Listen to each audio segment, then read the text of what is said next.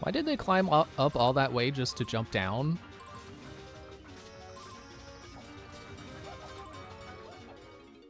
Anyways, to continue with more Donkey Kong 64, I was sure to get the bananas that I'm pretty sure I got last time. Let's see if it actually remembers my... It did not! Ah, this is why I always load save states. So, we're here.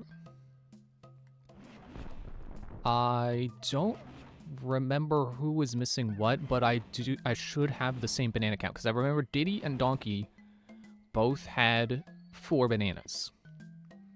And Tiny only had 1, and I don't think I got anything as Lanky. I also tried to double check with my footage, so I think I grabbed all the same bananas. I don't know about like loose stuff, like the small bananas and the coins. Like, see, Lanky's coins are still over there.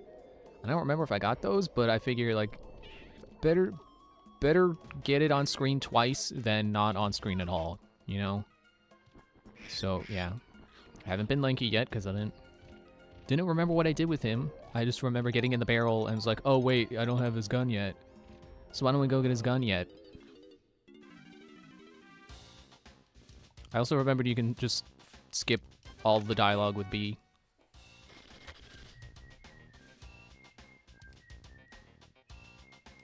So yeah, now Lanky can gun. He doesn't fire coconuts, so I don't know how much it's gonna hurt when he shoots ya. Let's see what else. I can also go get his powers. If I go to Lanky, I am Lanky. If I go to Cranky. I know I said I was gonna start with the boss, but let me do a little bit of prep work first. I remembered I was over here, and I was like, huh, there's still the donkey bananas. And then I didn't pick them up. So I still haven't picked them up. I don't, you know, I'm just not gonna. I'm just not gonna. I'm gonna get Lanky's power. I should probably also go get his music. Excuse me. If it's all gonna be 3 coins, I just get it now. I think I could get it at any level, like for the baseline stuff like that. But I don't really know. I don't know if there's like you have to get each power from each level, or if it's like you can like if I went back to World 1 with Lanky and didn't buy anything here, would it be the same stuff there that is here? These are the questions I do not have answers to. Those donkey coins? I should get those. You shut up. You two. I know there's 2 of you in here. Both of you shut up. So I got the blueprint. I remember that. You know what? I should have just got these bananas. I should have just went across here instead of teleporting back to the entrance. Whoop. Okay, no. Get out of the sand. Get out of the sand. Get out of the sand. Orangutans are smarter than that. They're actually dangerously smart. Come on. Orangutans are like kind of rare type of animal that can plan. They can understand cause and effect, and like, you know, in the zoo it's like, oh, I know not to do this thing I'm not supposed to do in front of zookeepers. If I do it in front of someone else, they won't care. But if I do it in front of zookeepers, I might get in trouble. So I won't do it in front of zookeepers. Which is, you know, a little dangerous. Because it makes them harder to contain. Because if they get something that they can use to escape with, they know to keep it away from zookeepers. And that has happened. There have been orangutan escapes. And the zookeepers, they didn't know what to do. The orangutans just kept getting out, and eventually they discovered one of them was hiding a lockpick in their mouth. So they knew to hide the lockpick from the zookeepers, and in a place they wouldn't check too. They only just happened to see like a sparkle coming from the mouth. Okay, yeah. Lanky doesn't have anything to do over here. How many coins do you got right now? Maybe there's a 3. That's good. Yeah, he can get his instrument, probably. Yeah, let's get our trombone.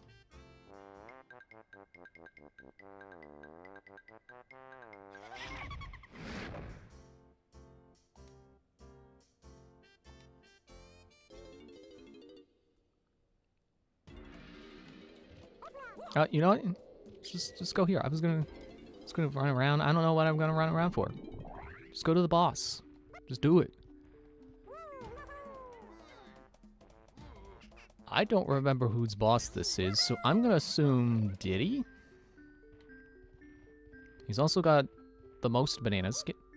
Stop getting stuck. Oh wait, I gotta stand on the pad. That's right.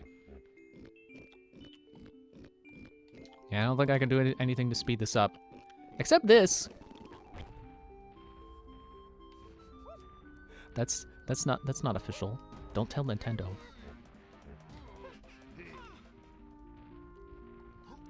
I shouldn't have started as Diddy if I thought this was his boss. I'm going to resist the urge to hit my special space-time forward power button. Because that's not how they did it back in the day, and I shouldn't do it. Shouldn't do it that way. I do tend to use save states on this a lot, not just to save, but also to, like, skip restarting sequences. Because, like, if I'm doing a minigame and I lose the minigame, it's got to do the wah, wah, wah, you lost the minigame, and then you gotta start over, and it's got to do the little transition to little,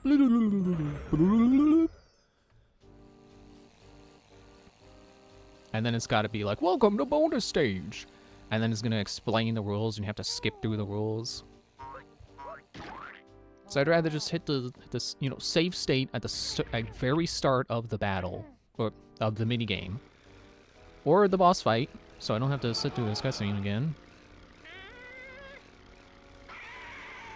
The save state at the beginning of a minigame, so I don't have to sit through all that stuff if I game over. If I lose 2, 3. Ow! I gotta jump them.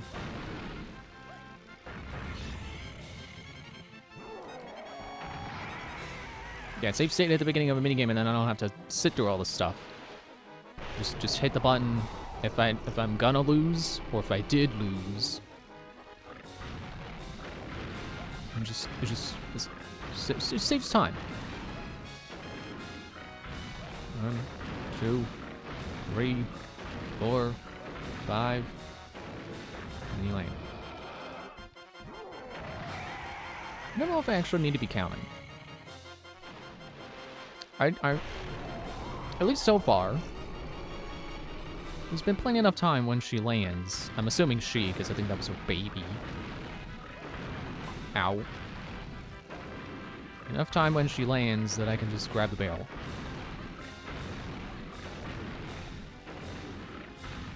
As long as I don't get it exploded with one of her fireballs. Yum!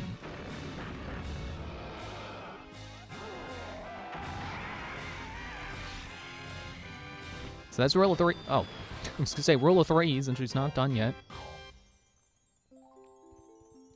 These boss fights don't go on for as long as I expect, do they? I'm sure they won't be like that the whole game. I'm pretty sure they get harder. Okay. So 2 is the one that goes to the cave, right? So this should be to the level entrance? Yeah. Yoop.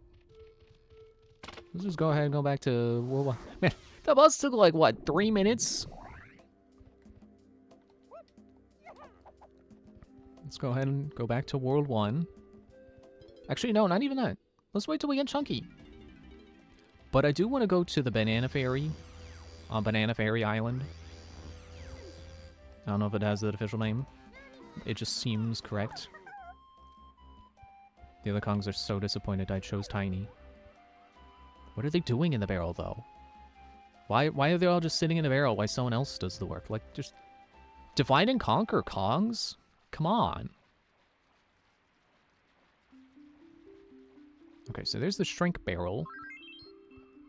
But...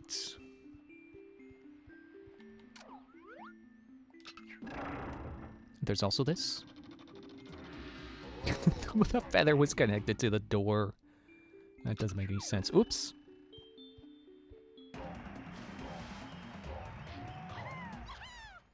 I don't remember if DK Isle has blueprints. I don't think it does. So I think this is like the one area of the game that actually does have 5 gold bananas per Kong, instead of 4 gold bananas and a blueprint that rewards the 5th. Have I not shrank yet? Oh yeah, because I guess the first time I shrank before the game froze was to do the beetle race, and then it froze. No, I just don't know what to do. There was a tremor recently, and I'll find and bring him back. Calm down, Miss Fairy. Oh, thank you. But the camera and the Z hit the button and bead power and useful and choose wisely.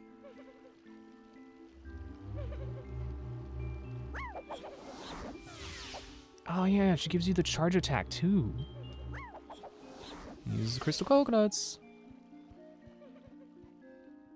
Best useful during the Oh, I'm not tiny anymore.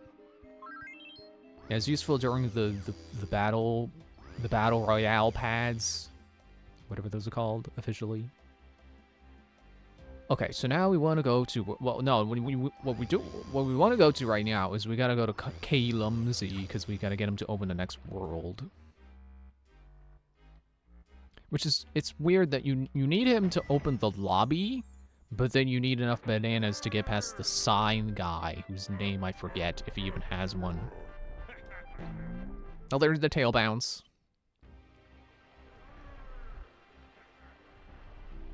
And then he shakes that loose. And now it extends. And the door is also open for some reason. And then over there opens. So I believe that is Gloomy Galleon. I don't want to go there. I want Chunky. So the truth is, he's not actually dead. He's in Frantic Factory. So let's go to Frantic Factory. Actually, was that? No, you know, this is not the fast move. The fast move is to stay over here and just go over there. Here is closer than the warp. So yeah, we want to go up. Up. There. I wanted to look up, like, how do speedrunners move around faster when they're each Kong? What is the fastest way to get around as each Kong? I didn't end up looking that up. I also wanted to look around on, like, Amazon or something, see what kind of plastic toy coins I can find. Because I did talk about that. I really like the coins in this game, and I want to find... Now that I have adult money, I could just buy one. Just buy a bag of plastic coins. Just because I like them. Okay, so this is Chunky and Diddy. I remember this room because I hate that. This barrel in particular, I hate it. Because it's a minigame I hate that comes up way more than it needs to. It comes up like 3 times and is the most boring minigame in the game. It's freaking Batty Barrel Bandit. It's just slots. It's just time your button presses to get the slots to be the bananas. And they did it 3 times. That's... And maybe it's just me, but I think that's the kind of minigame that only needs to show up once. It shows up once, you got the idea, and done. Don't do it again. But for some reason, there's 3 instances of it. Am I too high? Did I pass the door? I might have passed... Nope, there it is. It's on the back of the head. I think. I'm pretty sure we're on the head of the K. Rool shape to this vehicle. But yeah, freaking Batty Barrel Bandit. And what really irritates me about it is that there were bananas in this game that don't need to be also be minigames. Oh, I remembered. It was 15. Or did I say 17? But yeah, sometimes you just, like, you'll solve a puzzle or do an obstacle course, and then there'll be a minigame. It's like, why? Shouldn't the minigame be the filler? Shouldn't it be the challenge? Not be part of the challenge? Like, that's something Breath of the Wild and Tears of the Kingdom got right, is that you don't do a whole stretch of, like, some kind of overworld challenge and then do a shrine. The shrine will be the reward. You go in and it's like, you did it, you solved the puzzle, here's a treasure chest. And then that's it. This game didn't get that. And I love this game, but this game did that. It did the minigame thing when it doesn't need to have a minigame. And it's stupid. Help me! And that, you know, if I got to remake this game, that is something I would do. I would cut down instances of repeat minigames just to, you know, to help solve that problem of this really did not need to be a minigame. Excuse me, I'm hitting a button here. I don't even remember what the button does. I just know there's a button, so I gotta hit it. But it opens the path down, apparently. You get out of here. I was gonna say, you take 2 oranges? No, you just take forever to die. Snides is over there. I don't have to care. Some lanky bananas, which I do not have to collect right now. I think Chunky has to open that. And that's a window. So yeah, our only option is to go down.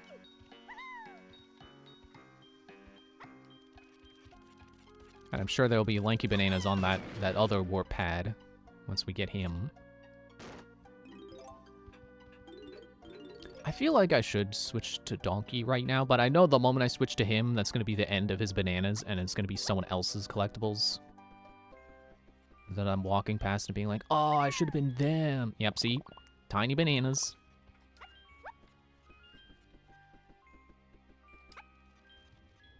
And then Donkey Coins. Which I'm going back to the Donkey Coins in the desert, but it's fine. Boop. I remember there's a banana fairy in a tunnel like this. That's the end of that thought. It's just, yeah, there's a banana fairy in one of these tunnels. It's not that tunnel, but it's somewhere. So Diddy, Chunky, Warp Pad 4, which I don't have yet, but I will. There's Tiny's. Tiny's Switch. Which, see, that's exactly what I was talking about. Did you notice how it's all the way up there? That's a platforming sequence, leading to a minigame. I would not call that bad design, but I don't understand the design. Hello, Hamaten. How are you tonight? It's a nostalgic game, yes.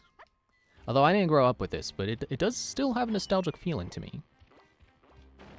I'm sure there's some kind of scientific phenomenon to describe that. Why does the camera keep getting stuck? Stop keep getting stuck. Switch, can I hit this? Yes. Oh. Okay, that was a pristine gate, so I didn't need Chunky to get that. There's lanky coins. Oh, jeez. I didn't realize how high her high jump is. It felt particularly high right there. How many coins do I have? 6. So that's, it's candies, right?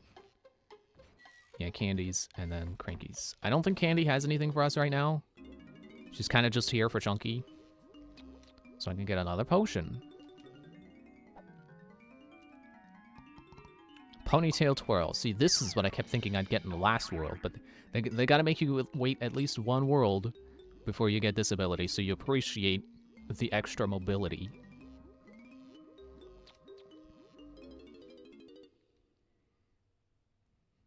I'm trying to remember the part of the DK rap where they talk about this power. It's that. And it's fun. And of course she gets it in this world. I should have realized that, because she needs that move to fight the boss.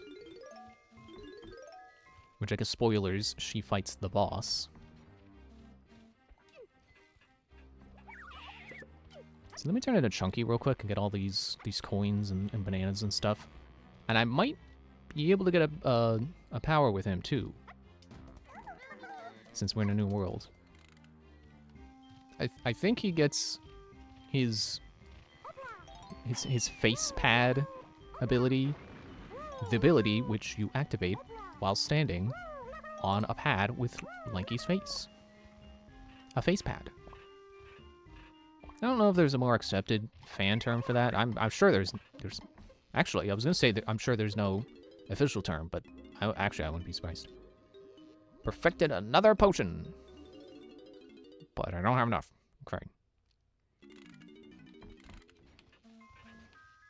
You sure there aren't more coins around? Are you sure there aren't more me around? Oh shoot, I need that ability to... Oh no, never mind. I was gonna say, I need that to get Chunky, don't I? No. I can, yeah.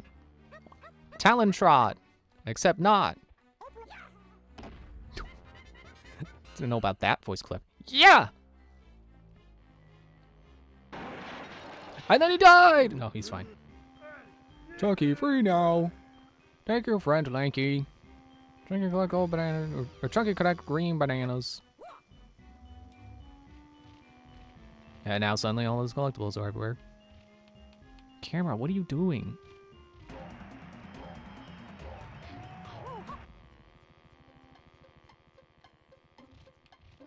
Okay. It's a bit up. Get in that barrel. Let's pick up a bunch of stuff with him real quick. Yeah.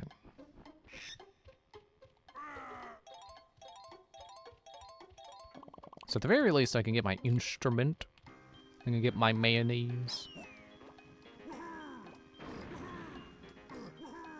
They said this Kong can't jump high.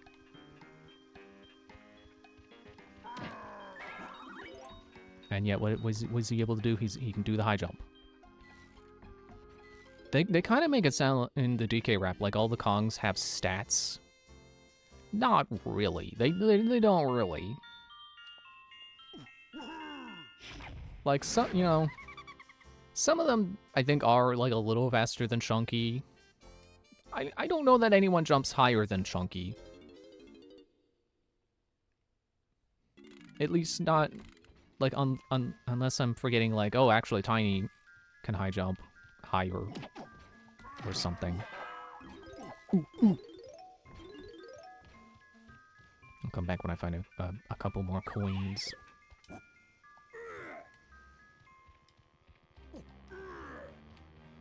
I like that he does that. He just rolls midair. Like Donkey Kong's got to be on the ground to do that, but Chunky can do it in the air. Can't do it on the ground though. That's funny. Oh wait, I can't. No, but I can't open this because I don't have my power. But I need the coins to get the power. Ah, it's a catch-22 or something. I think is that the right use of that?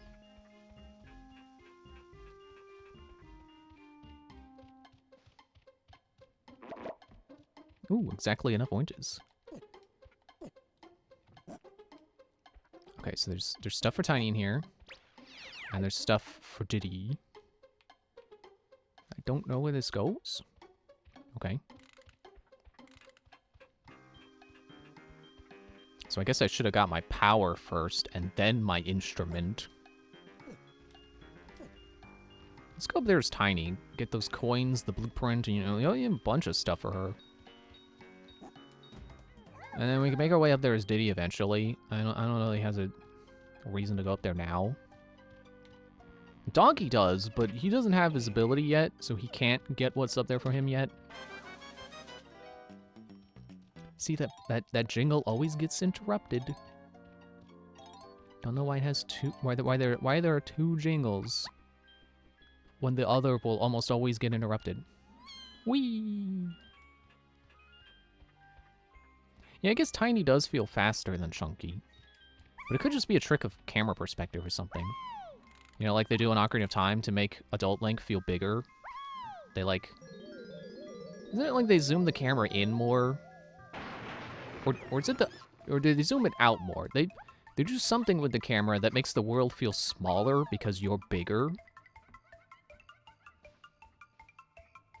Maybe to zoom out. But then Link is like, you know, proportionally bigger. So it doesn't look like he gets smaller. It just looks like the world gets smaller.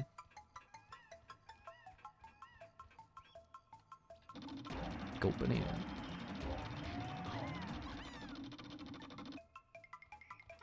Whee!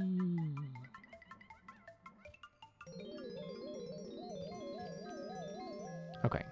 So then we can just leave. This is also where there's the gold banana here, but there's also a Nintendo 64 coin, which we need to beat the game. But I can come back for that. I can also come back for the gold banana, but you know, knock on wood, I feel confident in getting at least the banana relatively quickly. You're back already?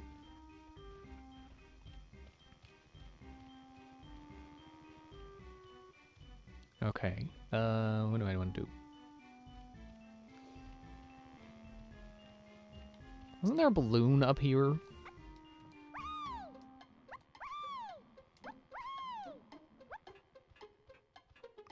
Oh, it's Donkey's balloon. Yeah, so Donkey is gonna have to go around and doing a lot of collectible sweeping. But so far, he's basically the only one. I mean, yeah, Diddy. I can go do that now, so I don't have to think about it. Although they're just bananas, so why would I go up there? I don't have to care. It's like Iron Man. Why should we even care? I'm trying to remember the part that leads up to that in that song. You know, the famous Black Sabbath song that people keep forgetting is about a villain. It's not actually about the superhero Iron Man. It's about a guy who time travels and then he turns to iron. And he gets stuck there. And then that makes him, and then no one helps him, and that makes him angry, and he turns evil.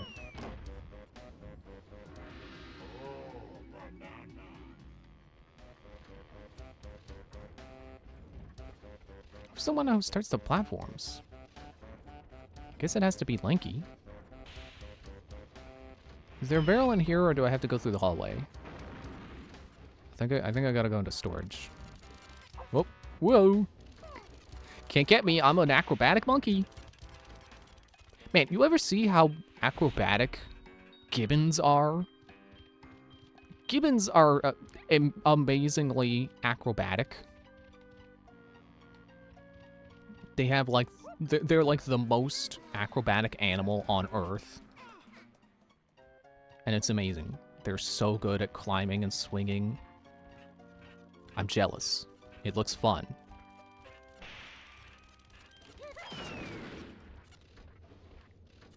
And it's... what makes me bring it up is because they are just, like... They are amazingly acrobatic. They can just acrobat themselves out of danger. They're like one of the only animals on Earth that can mess with a panther and survive. Because they could just, like, pull its tail and then swing away.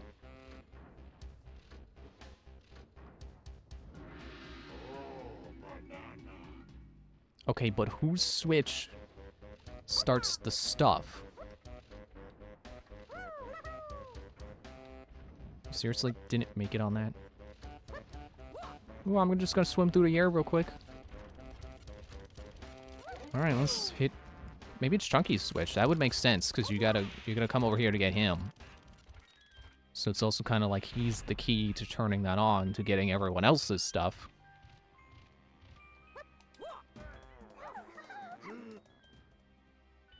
Also, I should... And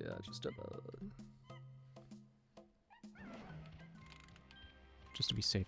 It's getting kind of hot here. Let me turn on a fan. And see, I can play this game with one hand because I just need to push the thumbstick, so I can turn on a fan without having to pause.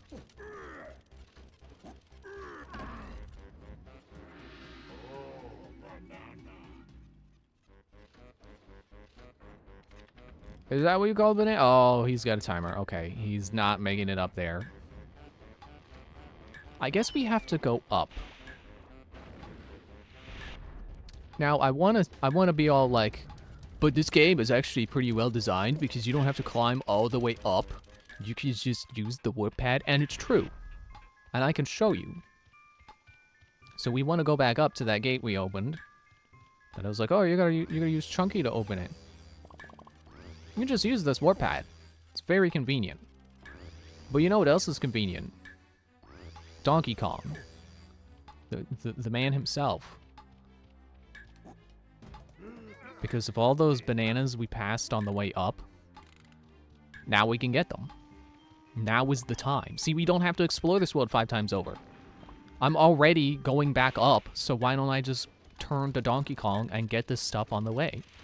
I'm not exploring the level again. I'm just going back to where I know I need to go.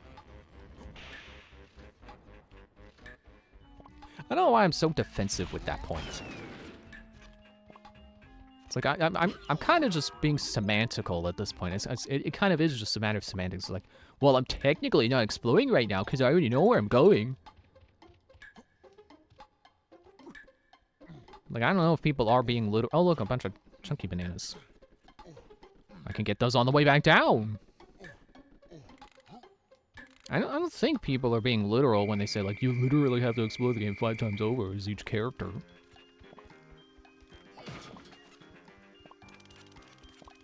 But I feel like I am making a valid point here. Like, while I'm picking up the stuff I couldn't get before at a time that is convenient because I know whose bananas they are. And I know no one else has stuff on the way, although I guess apparently Chunky had stuff. Okay, so there's some tiny coins. I can get those if she needs some. I can't see. Tiny bananas, okay. Film. Testing depot. So the banana fairy should be near here. Not in this room. I can already hear it. In my left for some reason, even though I know you're down here. There we go. So the tricky thing about banana fairies is that you gotta snap the picture while they're in the center. You also gotta remember what button you press to take a photo to begin with. There we go. Which is why I wouldn't blame you if you decided to just skip the banana fairies. It's because they are kind of annoying to get. What did that increase? Did it give me 1 extra coconut? Or crystal coconut? Was that just because I used some, so it gave me only the amount that it increased the cap by? It did not fill my coconuts. Okay, let me get up there.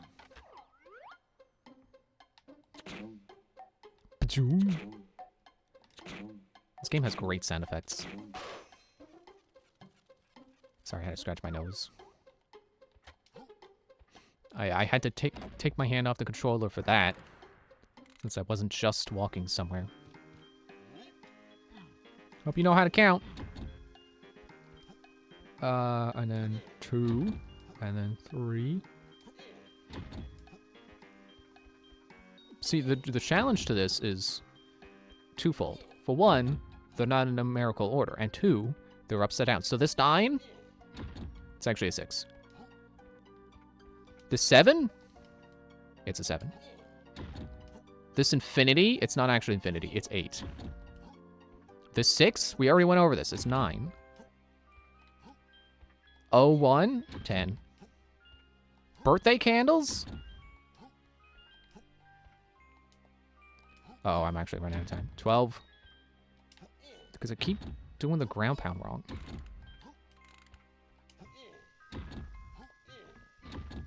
I just realized this game doesn't have a sound effect to let you know the timer is running out. That's weird. I thought most games have a sound effect like that on their timers. Yeah. Did I miss anything? I feel like I'm missing... Ooh, got some coins. Okay, nice. Oh, I just had a thought about the plastic coins again. I should look on Etsy and see if anyone has made banana coins. Or sorry, banana bunch coins. I think that's the official name. Banana bunch coins. Get out of here, you. Hey, that looks familiar. Is the warp pad for that up here? I think that leads further up. Let's not do that yet. Alright, let's turn to Chunky and run around and get some chunky stuff.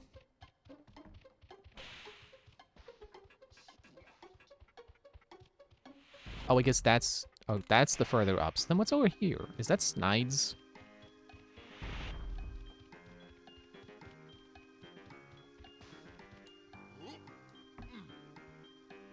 I don't get why these are triangles. Oh, it's funky. New funky mode. There's the 5. Where's that go again? Where's 5? Hello? Oh, it's over. Okay. Still don't have that ability, so I gotta come back.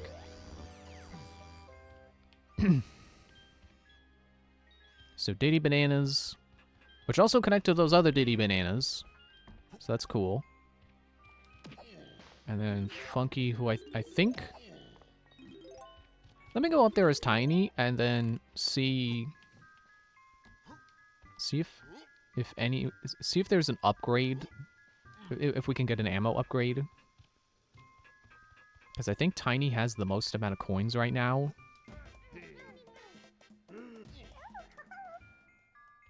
I don't know if I can...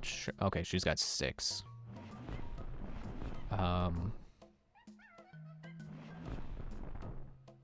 No, okay.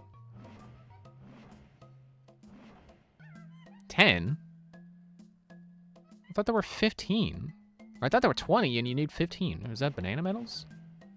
40?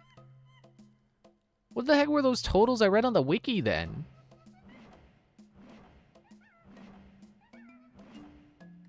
I must be misremembering. Seriously? It really did make my maximum 21?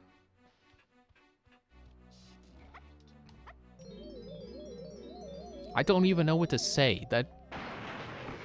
Why, Banana Fairy? I know it'll add up. But it's... The first one gave me such a tiny upgrade. And I don't even mean an upgrade for tiny. I mean, it's just a small amount.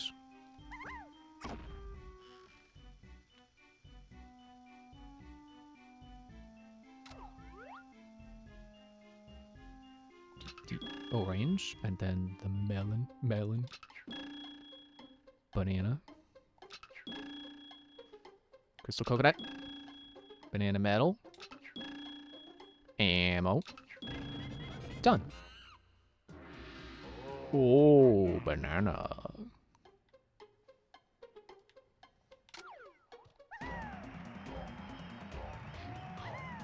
So we got 4 bananas from here total. Oh, there was a banana fairy over there, too? I thought there was only 1 per level. Or is there one there now? I knew this game less well than I thought I did before. I don't know this game as well as I thought I did.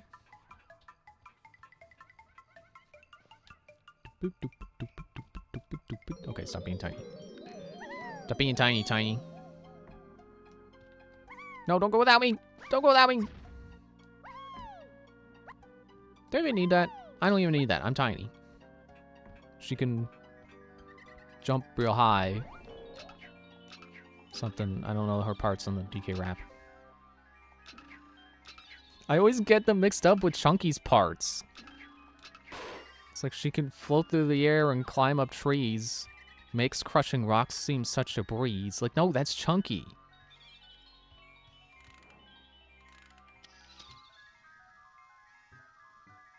Okay, you're a less zippy one. There we go.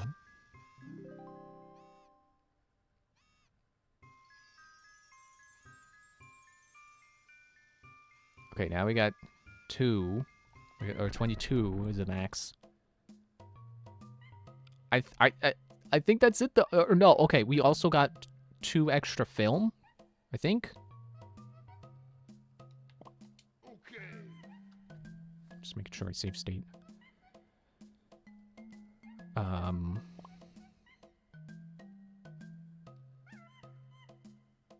Oh, I remember what I wanted to do. I wanted to look at total. Oh, is it 2 per level? Because there's 2 over there now. I guess it's 2 per level. It says 20. Are there really only 10 levels in this game? I thought there were 20. Take a look at this ammo belt, Tiny. 3 coins, and it gives it for everyone. All Kongs.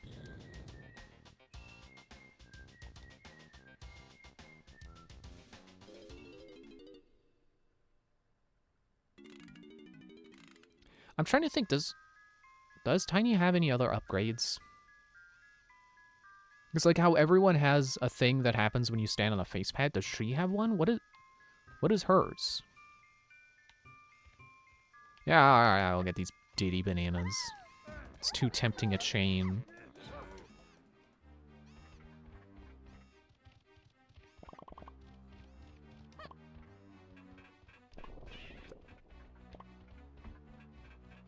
Yeah, I don't remember what Tiny's face pad does.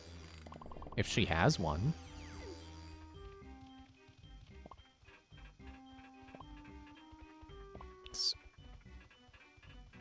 This is just spoilers if you cared about, you know, experiencing this game as intended. But, so, Didi's makes him high jump. Lanky's makes him inflate himself, just like a balloon. Donkey's makes him go into barrel cannon heaven. And Chunky's makes him turn invisible. So what does Tiny's do? Speaking of, let me go back to being her because I remembered some coins she can get. No, you know what? I'm doing the thing again. I'm being a completionist.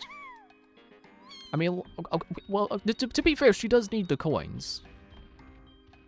I'm enabling myself. But she does need the coins. I just spent them on an ammo belt for everyone.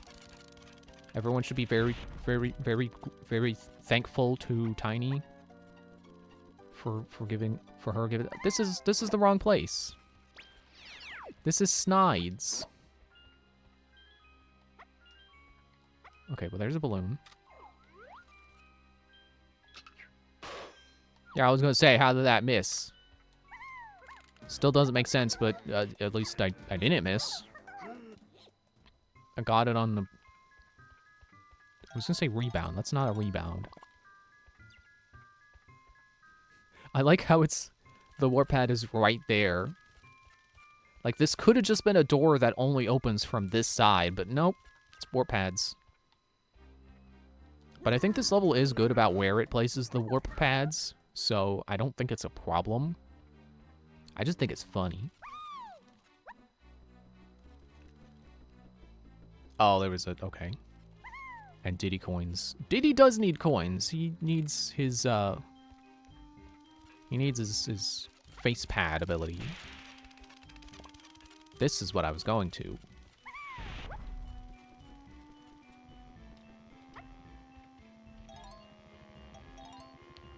Coins.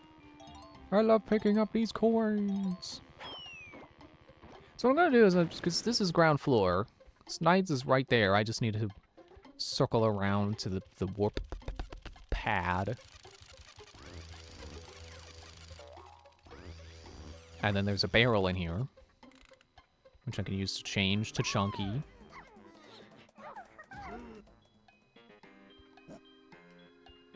And I can climb up the pipe. Like I'm Augustus Kloop, I'm gonna go up the pipe. No, not music.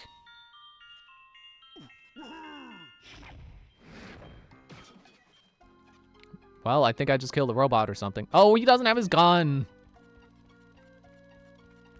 Let's go down to Funky Town. At least he can throw grenades. I mean, it doesn't mean he's good at throwing them, but he can throw them. He can. It doesn't mean he should. And there's some coins around here, right? We can get with him too. Roar! Did I get his blueprint? I think I still don't have it.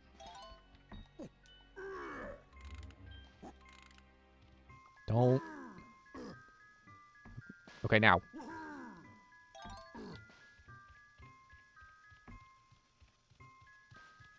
Yeah, there's his blueprint. So I think that's the best way to defeat them, is you hit them down, you knock them down with your first punch that you use to initiate the charge to the charge punch, and then you kill them with the charge punch.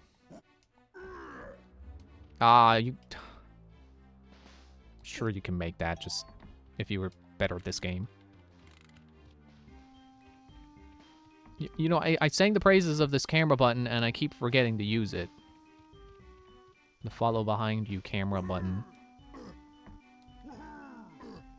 No, Chunky could totally make that. Don't know what the DK Rap is doing, dissing his jumping skills. He jumps just fine.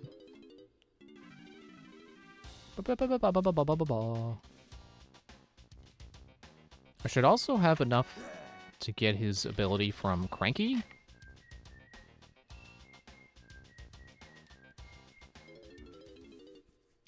This game does feel a little rough to start because of all this, like, oh, well, you know, you get in the first level, then it's Donkey and Diddy, and then the next level you get Tiny and Chunky, or Tiny and Lanky, so they're a little behind.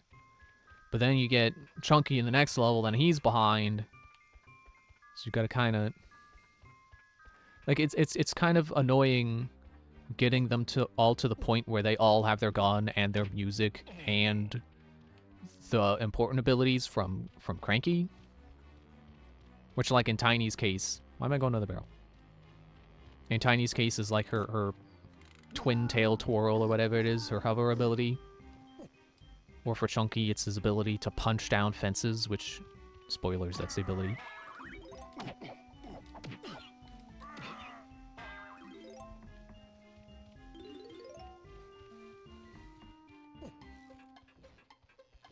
And then I guess, if we're here, I guess every Kong can get their face pad ability too. It's like, it's tricky keeping up with, like, who has what. Who needs more coins so they can buy potions to get their full move sets. Special barrel with your face on it. That's not what I wanted. Okay, 5 coins. I gotta find 2 more. But no, I still don't... The fence! I need to break the fence down to get the coins! Oh, I should not have gotten his instrument first.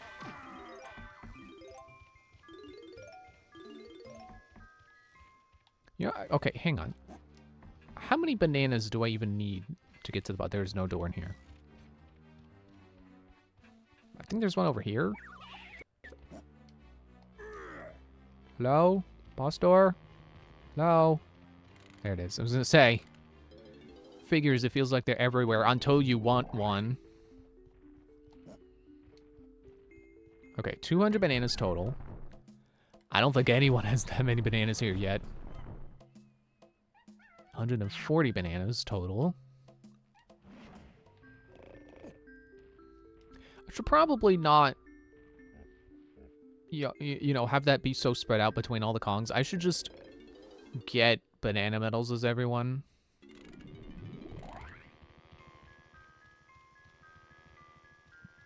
Okay, but you know what I can do is I can go this way and get those bananas that were on that pipe that saw as Donkey Kong. All right, I was gonna hit the switch again. It's like, no, that it's got a timer. Don't. Still gotta turn on the up and down platform to be able to get up. Not down though. We can just jump to get down. Yeah, go up this pipe. Get these bananas. They're not placed in a straight line. They are kind of wiggly. Oh, there we go. Oh, yeah. Now we can get, we punch the gate down. I gotta go back down, but it's fine. Since I'm already up here.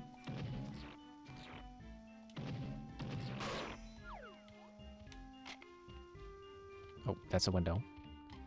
I'm glad it was a window that had glass in it, because if I had just fallen out the window... Well, I guess it would have got me to Cranky's faster, but it's... you know, whatever. So is this one? Yeah, there we go. Now I just need to climb the boxes. How long has the Donkey Kong pad been there? Nope, not long jump. You chump. You chimp. Boy. Okay. So now everyone should have the same amount of abilities. They should all be able to use all of their full moveset, their pads, and their barrels. Well, okay, no, wait, not... No, Lanky can't use pads or barrels. Never mind, I was wrong. But everyone should have their full movesets now. Everyone should have all of their abilities that they can use without the use of a barrel or a pad. Can Jitty afford anything?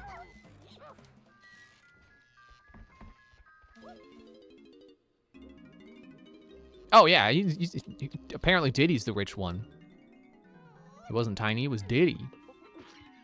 Simian Spring. So yeah, that's his pad ability. So now he can use barrels and pads. I think Lanky still needs both. But he should be the only one. And then if Tiny has pads...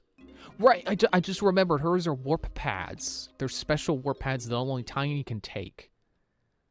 That's her warp that's her face pad ability. So Lanky and Tiny are both missing those. And Lanky is missing barrel, but that should be everything that I need for them to be their full movesets, basically. Okay, Donkey Kong, that's who I wanted. And he can get this balloon. Hello? There you are.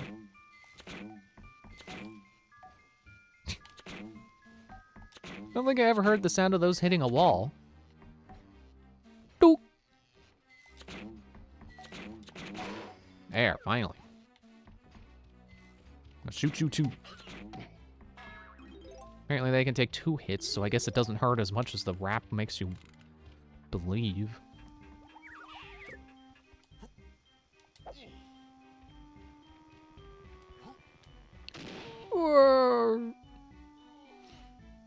Ooh.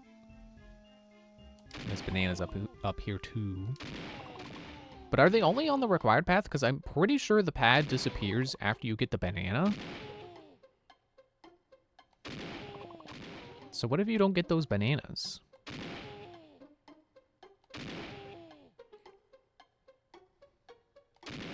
Okay, I think that made me loop back around. So that should be all the bananas. It would make a lot of sense if the bananas marked the correct path. Oh, you can go back up. Did I miss something? Or does the pad not actually disappear? No,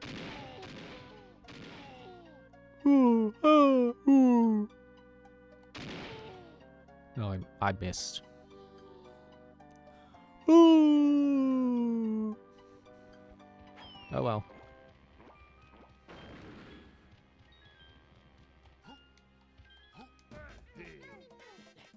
Wait, Donkey is still missing an ability.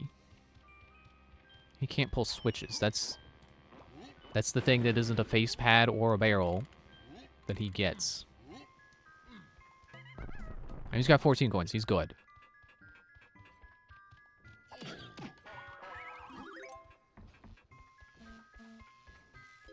I love the fact that there's a switch a tag barrel here, and then like you go into the next room and there's a tag barrel there. Like, I appreciate the fact that there's always a tag barrel nearby a shop. So you don't have to find a tag barrel when you're trying to get everyone to the shops.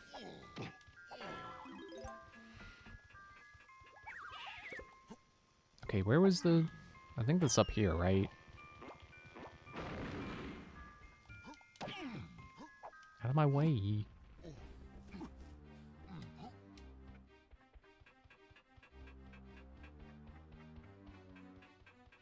Yeah, there it is. Okay.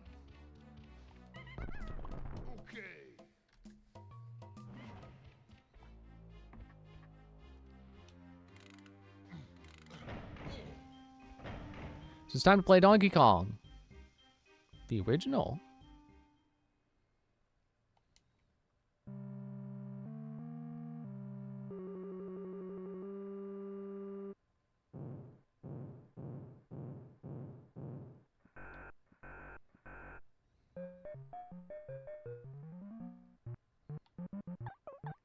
I know people have their own theories about, like, oh, you know, Cranky says in Donkey Kong Country this was him, but then does that mean that this was not Mario?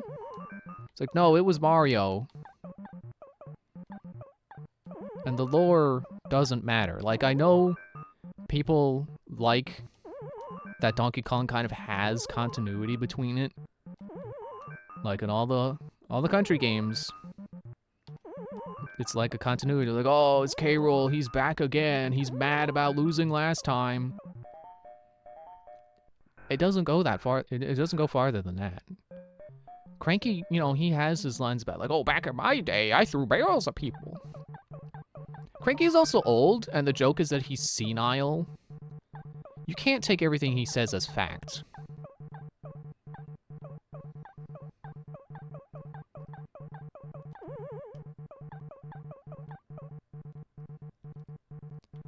Okay, I had to go quiet there because this is like one of the harder stages. But that's not the hardest. This is the hardest. This is the worst one. I hate 75. This is the level that'll teach you that actually this game, despite being a platformer, has fall damage.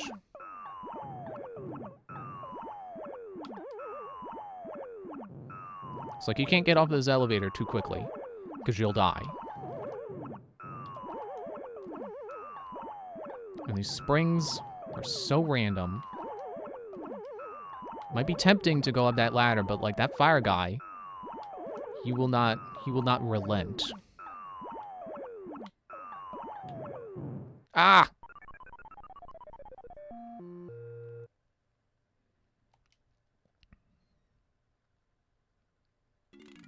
What do you mean I only have one life? I thought you had two! What did I spend the... Did I die anywhere in there? Whatever, I don't need that banana. I need the coin, but I'll get it later. I can wait. I'm not gonna sit here for an hour playing the original Donkey Kong. But yeah, I think Donkey Kong theories are kind of crazy because everyone's just like, no, but it's gotta make sense. Cranky's gotta be the original Donkey Kong. So how does Bonanza fit into anything? It's like, it doesn't. It doesn't have to. It can start over if they want. Another, I've even heard the theory that like, oh, what if the grandmother that Pauline in Bonanza keeps referring to is actually the original Pauline, and she's like Pauline the Third, or you know, named after her grandma or something. But, like, why would she be the grandma? And then, like, what's that make Mario? Is he the grandson of Jumpman? Donkey Kong's not the grandson of Cranky. He's the son of Cranky. And I don't know about, like, gorilla lifespans, but I don't think that checks out. Alright, it's Z. This is a minigame barrel I'm okay with being there because that wasn't that was not a difficult platforming challenge to get up. You kind of were just going up.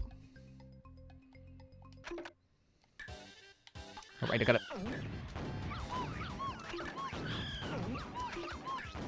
Oh, now they're off beat.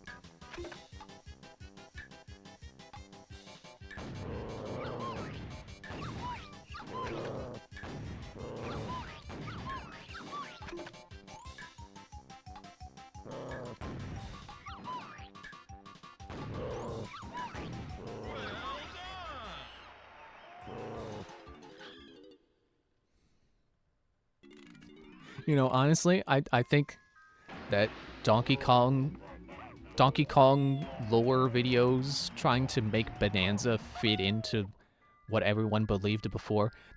Honestly, they sound crazier than Five Nights at Freddy's videos. Because at least Five Nights at Freddy's is like, it's vague enough that it's like, oh, what you know, there's gotta be connections between these things. We gotta find the connections because everything is vague. So it's not weird to have to like kind of stretch for, you know, connections. But like Donkey Kong is Donkey Kong, man. It's not vague because it's trying to leave a mystery. It's vague because they don't care. Because they don't need to be connected.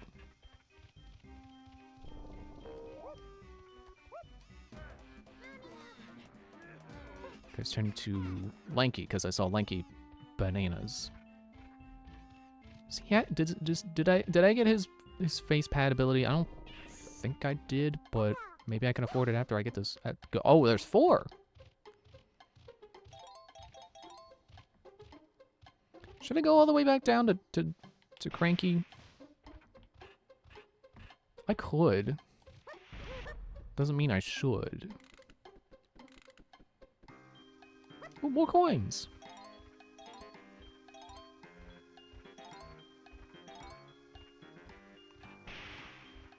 Oh, bananas. Ooh, piece of candy. Ooh, piece of candy. Ooh, a piece of candy. Ooh, a piece of candy. Ooh, a piece of candy. Ooh, piece of candy.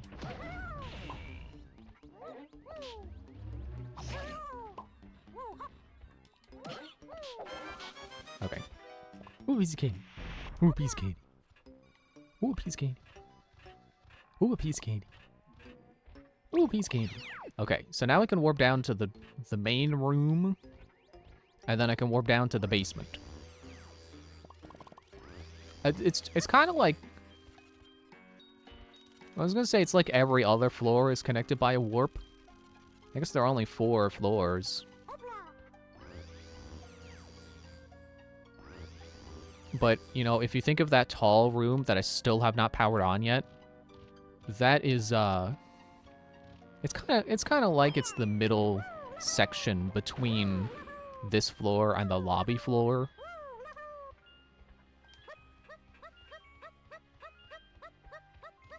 I don't think he's actually faster like this right now, but it sure is amusing.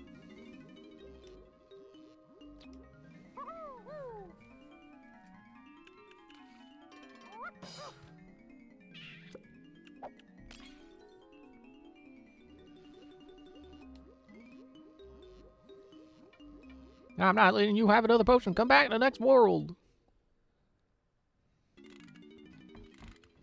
Okay, so, is that everyone? I think that's everyone. So what I'm gonna do is, let's just go back to where I was at. No, wait. Let me finish up down here. Because I can finish up down here, more or less. Let's go break some gates open as Chunky.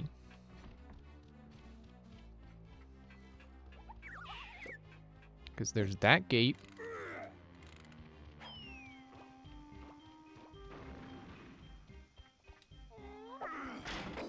There's a little bit of a delay on that knocking over.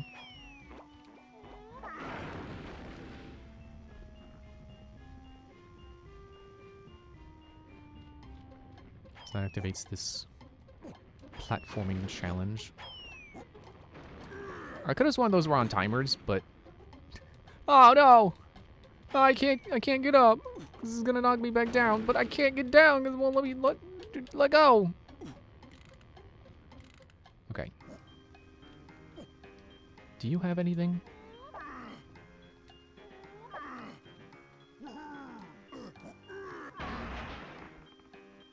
Oh, a chunky switch. Ah, I mean, sorry. Oh. The sound effect was late too. You get out. You get out of here. Get out of here.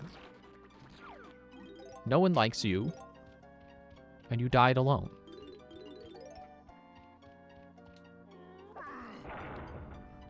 You know, cutscene. If you wouldn't activate, I could just jump on those platforms right as they're going up, and then I wouldn't have to do the platforming sequence.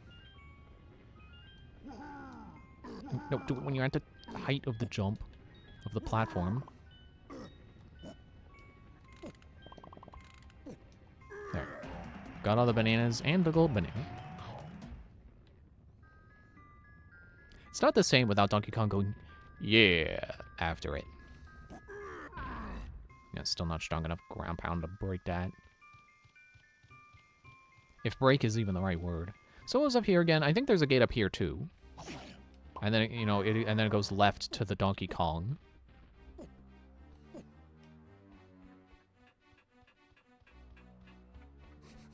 For a moment, it looks like I already did it. And then it remembers. The render distance remembers.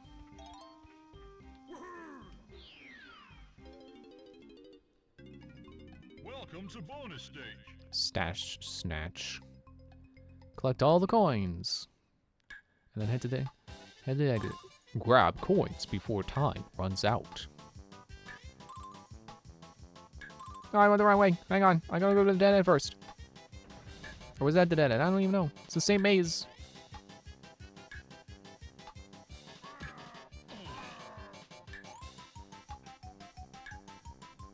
I think the other way was the dead end. I'll get used to this maze again eventually. I'm just gonna go down here anyway, just double check.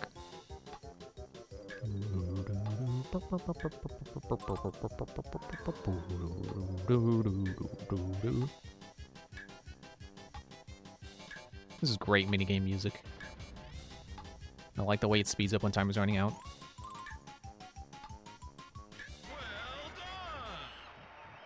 I guess the game kind of does have a time's running out sound. With the way the music does that when time is running out, so it's not true that it doesn't have one at all. It just doesn't have one in the overworld.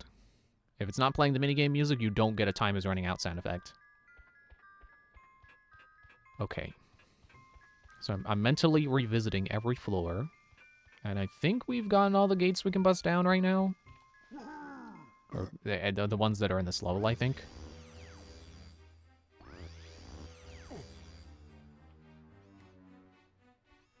I was trying to remember if that was the right warp. It's like, yes. Yes, that is correct. And I also want to turn into Lanky because now he can do his face pad trick. Although the barrel's up there where his face pad is, so that's convenient. And also remember that there's one over in Funky's too. So there's a face barrel there, and then a switch barrel there, and then there's a barrel over there. And then if we go up, we go through that door, we go up. That room has a barrel.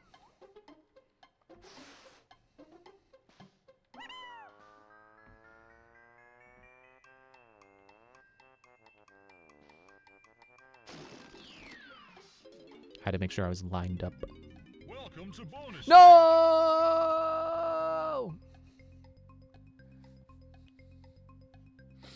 So this is like the one minigame I want to cheat because I hate it. So I'm just going to pull the slow-mo.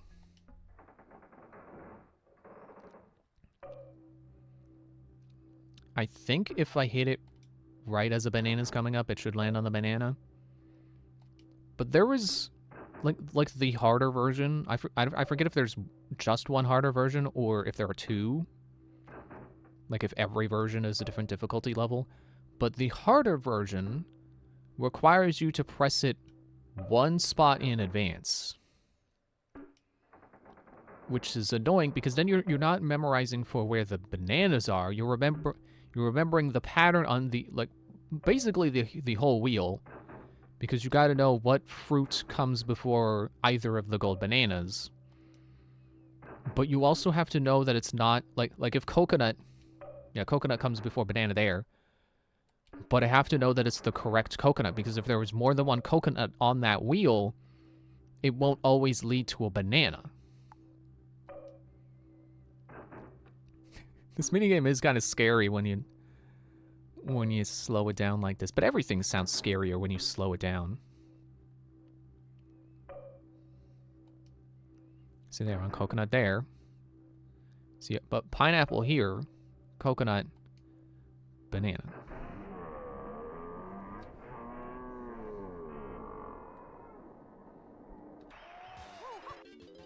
I hate that minigame. Because it's just slots. It's not even interesting. It's just slots.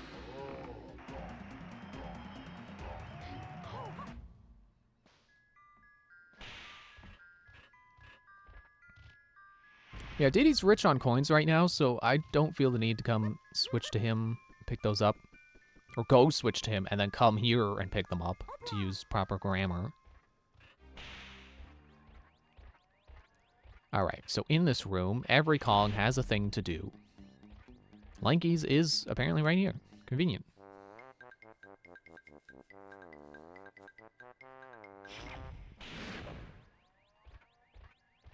I like how that tune is also the same tune they use when you inflate yourself just like a balloon.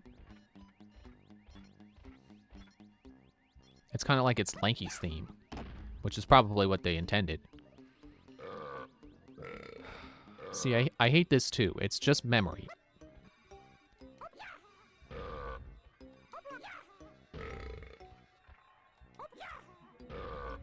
Actually, let me take a second to say, like, make sure to save. But also, like, I hate any time a game does, like, this form of memory, but I also hate when a game does, like, the, ooh, you gotta keep your eye on the thing. Keep track of which box has the thing in it. Can we please stop doing this in video games?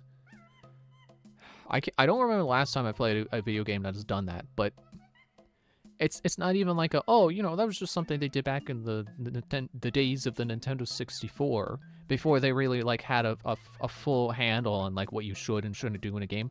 No, as new as A Link Between Worlds has done the keep your eye on the thing. Actually, no, I can go even newer than that.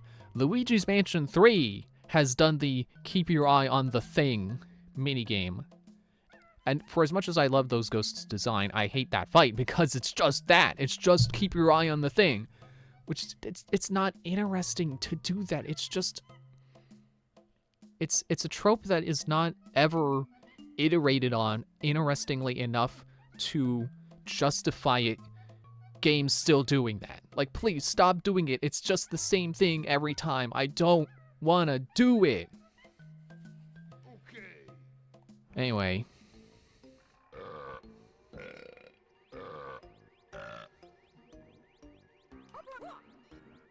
Oh. At least when Cadence of Hyrule did, like, the memory game, it's, you're remembering the notes for a classic Zelda tune.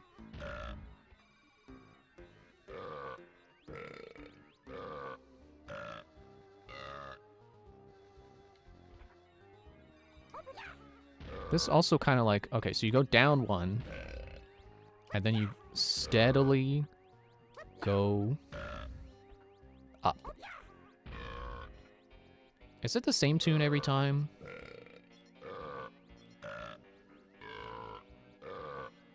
Oh, and then there's a jump.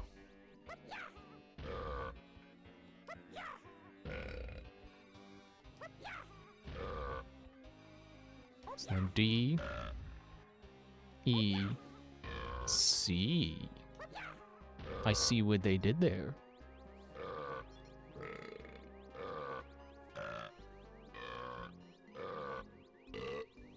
And then they do that again. Okay, so now they're making a monkey out of me, and then you're no longer steadily going up by 1 step. Now you're going down by 2.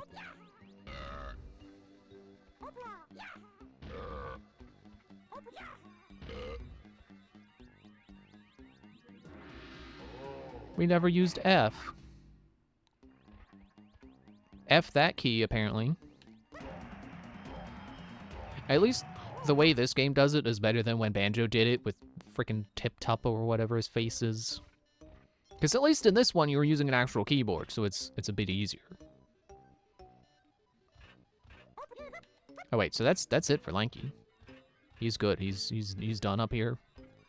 Let's do Tiny. I want to do Tiny's because I remember what Tiny does up here, and it's fun. Spoilers: it avoids more. It avoids. It involves more coins, but it's still fun.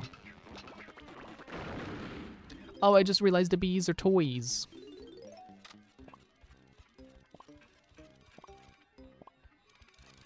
You get out of here. You're a toy too, and I don't care. I think this is the switch I gotta pull to turn on the engine room downstairs. The tall room that I'm waiting for all the platforms to turn on at.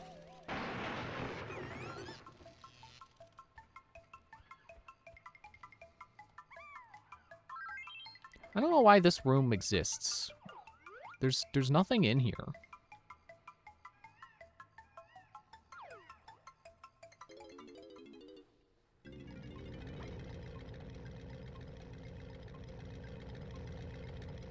Nice.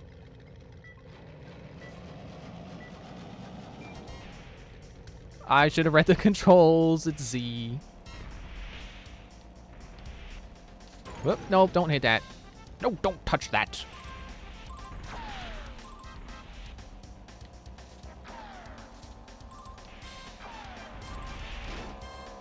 I kind of love slot car racing. I love the Street Pass minigame that is all about slot car racing. That is really fun. That was what I spent all my play coins on back in the day. Okay, so this is lap 2. So I gotta make sure that I'm in first at the end of this. Haha. Uh oh. Oh, you know that one.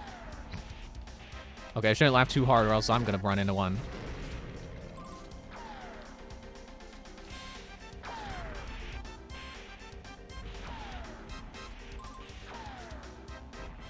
Yeah! Yeah, I gotta find another game that's like the Street Pass slot car racing, because this is really fun, and I want to do it again. Oh no, the shame of being beaten. Yeah, you know, you were too slow because you ran into explosives. That means you're too slow because you hit an obstacle. Oh, that's why there's a barrel in here. I mean, I know it's so you could get out, but like, why would you ever not be tiny in this room? It's because they put you out here. They still should have just like going in here should have gotten you to the mini game. You shouldn't have had to go through an interim room. Oh wait, that just makes me tiny again. I'm pretty sure Yakuza has, like, one of the 11 billion minigames in it is slot car racing. I don't know if I would enjoy that slot car racing, but I'm aware of its existence. I do want to play a Yakuza game eventually. I just don't have any. Maybe I'll wait for them to do like a Yakuza collection on Switch 2 or something. What was that? It sounded like someone was whispering in my ear. What the fifth? Yeah, turn into the man. Go over there, pull the lever, and get some coins. Not necessarily in that order.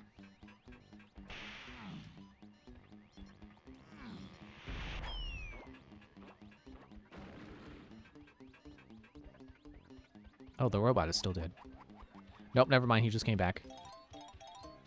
Coins? Coins and lever.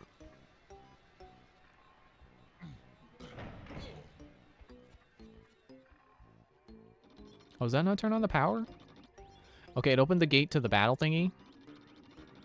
And then the gate that lets me get some chunky coins. Not very helpful to me at this very moment.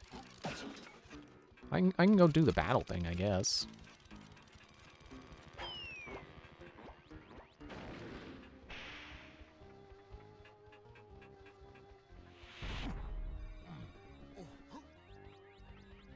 You go away up there. I gotta spin first and go into this arena ambush. That's what it's called.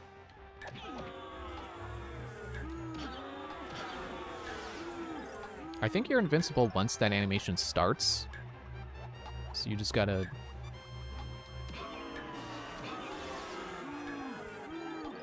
Are my crystal coconuts infinite here? No. You spawn more enemies now. But yeah, that's the strat. Or hopefully this doesn't get me killed.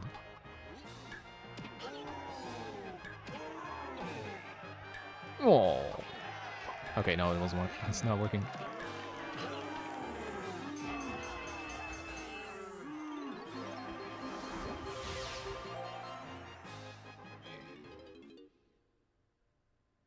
Was the audience booing the whole time?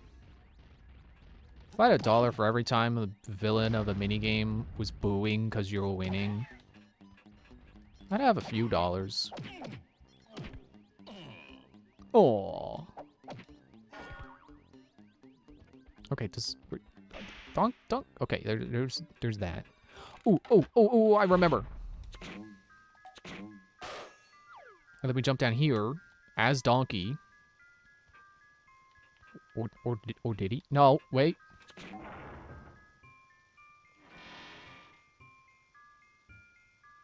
I'm supposed to go on break, but I'm just engrossed. Bananas. He's got a banana medal. Okay, cool. Get some film. Get some more toilet paper. This is the switch I've been waiting for. The Switch 2. No, this is the one that'll turn on the power.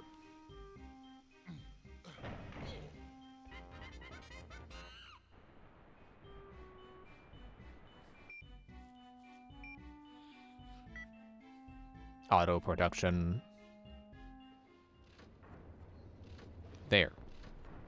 Now we can finally see that banana that Chunky activated when it went, oh, banana, and then it didn't show anything. It's because it was inside that pillar that's currently smashing. Oh, banana. There was one time I just went straight out of this room because I forgot it spawns a banana. And then I spent some time like, where's Donkey's last banana? It was here.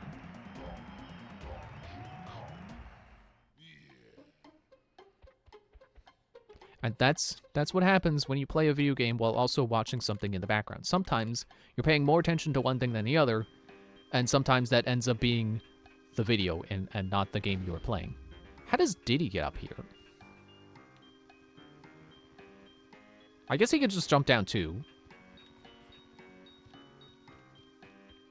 And then, oh, check this out. Check out this smart design. I can go all the way back up to the break room, and I can tell you about that time I saw a deer again. Let's look at that. And then I can just jump down again. Jumping down again? Like, who does that? Me, I'm gonna do that, because there's a Diddy thing down there. I'm gonna go do it. I didn't take forever to come all the way back up here, because there was warp pads. Like, I still stand by Banjo-Tooie had warp pads figured out by having them all connected to each other, but this game had smart warp pad placement. Like, this objectively better design is to have them be all connected, but they made good use of their their two-way warp pads. Oops! I don't know how I messed that up, but I just did, so let's go do it again. And it's not going to take me forever and a day to get back up there because they're connected warp pads.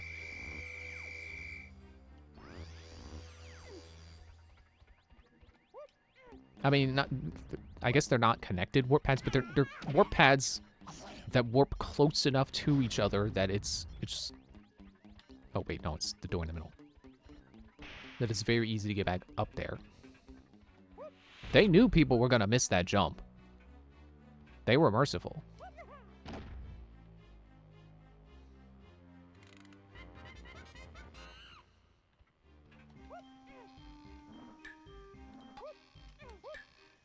There we go.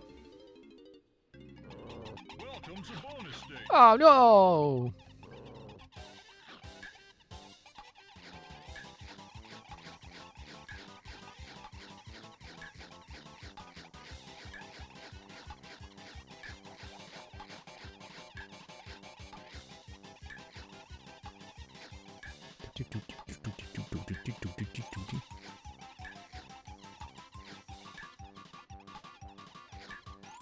So this is an Infamous minigame, if you didn't know. And the infamous part is that the beavers don't always go in the hole like they're supposed to. You can see that guy was running towards the hole and he didn't go in. You can press B to scare them and it makes them run faster, and I think that's supposed to help them get in the hole. It doesn't always work.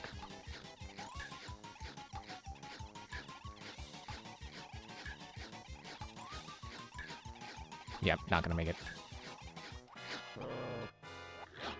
So what I like to do, it's not a surefire way, but what I like to do, Welcome to bonus. we slip into the terror dimension and slow things down. Because, see, I don't think it helps, like, it doesn't guarantee a win, but it feels like it helps line them up better. So I can get in front of them and then do the scare. And then stay behind them so that they're constantly running away from me towards the hole. Nope, towards the hole.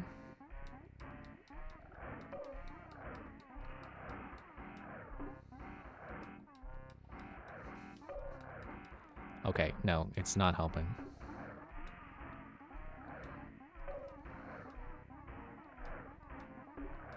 And, like, this minigame would be pretty fun if it wasn't, like, literally broken.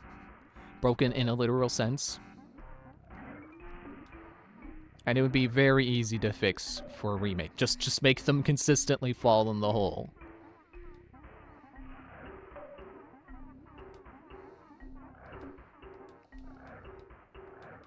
Go towards the hole. Go in the hole.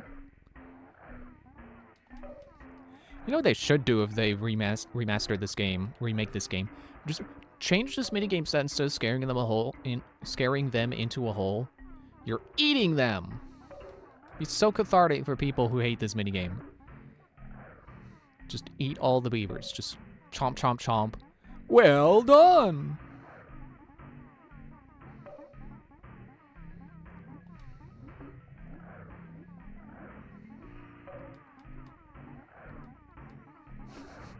Sounds so deranged. It's like someone's analog horror project is I played a haunted Donkey Kong 64 cartridge that was possessed by a demon.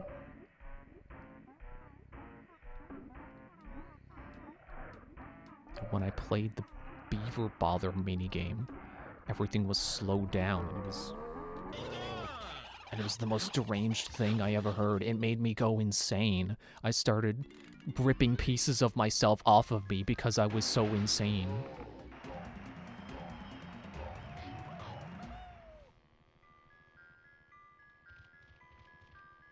Okay, so is this room finished? Because I think now we can finally go over here because it's powered on. I'm gonna do this donkey first. This donkey's got a thing on the ground floor. He doesn't have to platform. But I'm gonna go on break first. Donkey Kong is okay with me going on a break, so that means I'm allowed.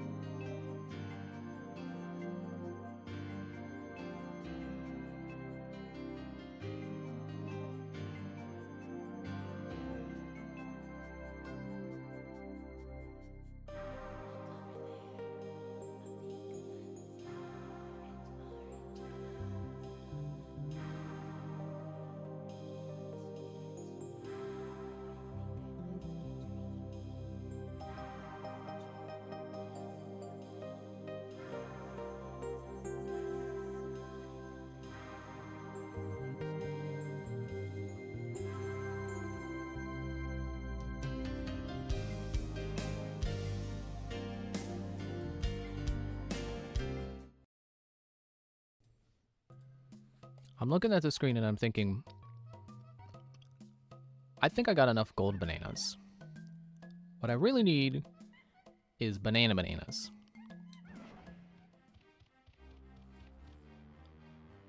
So I think I got a hair in my mouth. No!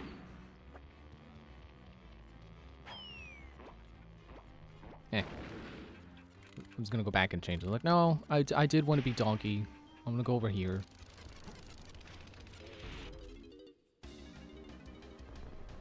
Oh, there's lanky coins in here. Are there bananas? I know there's a gold banana at the end. I'm not gonna say I don't need it, but... Okay, so there's a lanky balloon in here, too. Okay, yeah, they're regular... Oh, well, Donkey doesn't need bananas. Forgot he got his banana medal.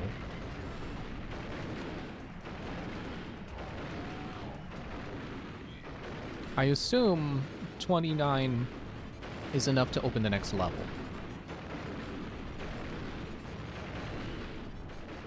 Okay, how do I turn it off again? There. Okay, so now let's go back as Lanky. Where does this go again? Have I still not figured out where 4 goes? Oh, right, I remember. Okay. Just hang on a second. I'm gonna go to where it goes. Oop.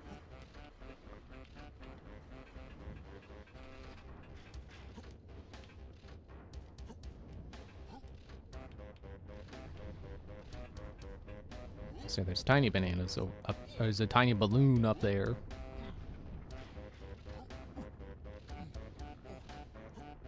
And it's just hitting me like the feeling of I want to play Pokemon. I just recently beat Legends Arceus, and I was trying to figure out, like, what do I want to play next? I was thinking of doing the Pokedex in Scarlet. I think I will do that. I think I am still in the mood for a Pokemon game! Okay, everything's fine. How about I switch to someone more acrobatic? Is this the one that goes up? Well, it's the same difference. Ah, but there's the... Okay. No, I don't want to climb that. Never mind.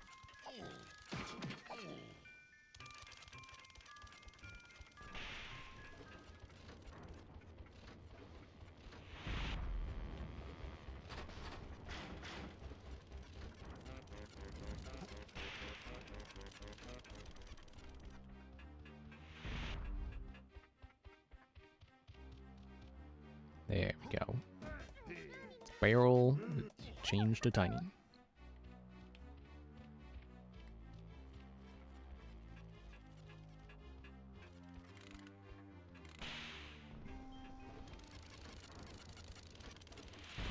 And her switch is already hit, so we just need to climb all the way up to where she has the stuff. And then get that stuff.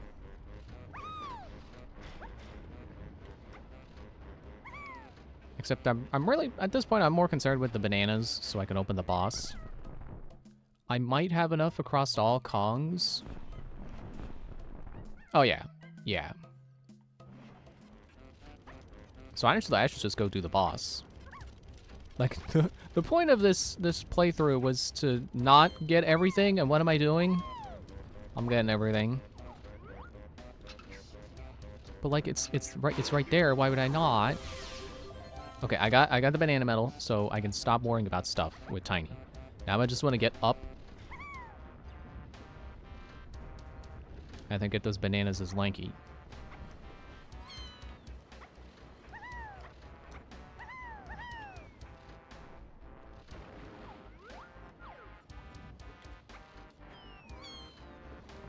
There we go. Okay. Oh, look, coins. And there's the warp. Up to the barrel. Sorry, I scratched my head. I'm always itchy. Especially my legs because of all the bug bites. All I did was sit on a bench.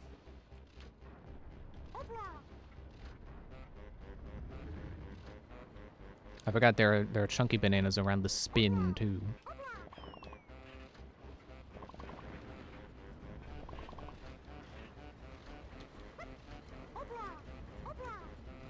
It is kind of funny to me that they, like, in Banjo-Tooie, like in Banjo-Kazooie, you had notes, and every note was, it was one note.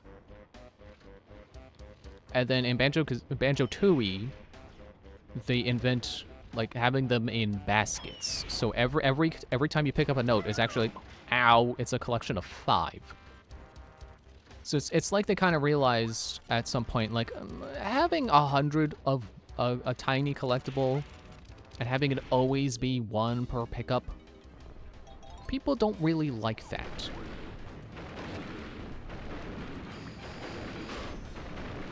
And then it's like making this game made them realize, like, oh, if we put them in bunches, that's more satisfying to pick up. Because then instead of picking up 1, you're picking up 5. Or 10. I think the treble clef. I don't remember if Tooie invented the treble clef, but it had the treble clef, and you get it, it's like 10? So it's like they realized that bunching their collectibles together, like the bananas, or the banana balloons, is satisfying. Okay, so there's those. Yeah, okay. I didn't see these before. I wasn't sure if there was... I wasn't sure if it was symmetrical. It is. Okay, don't fall off. I want you to get the coins. Sure, fight the flow. Ah, okay. Thanks, camera.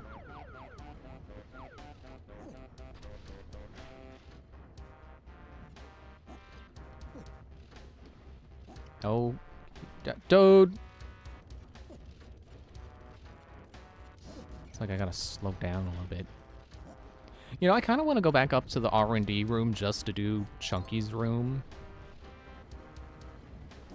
Because his is a fight, and I kind of want to do the fight. How is that pushing me? See, this makes sense. This doesn't. This makes no sense.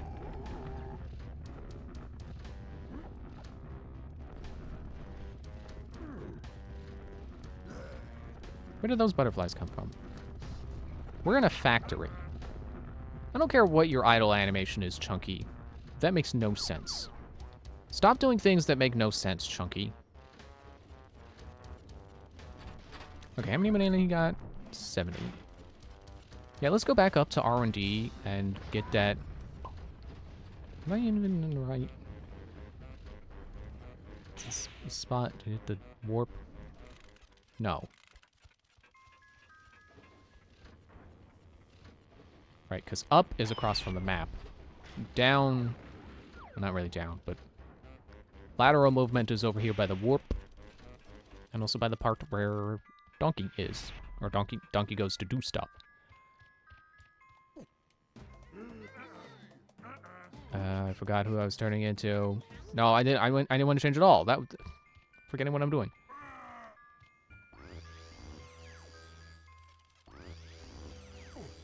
I think if anything, my lapses in memory where I'm like, wait, what am I doing? Where am I going?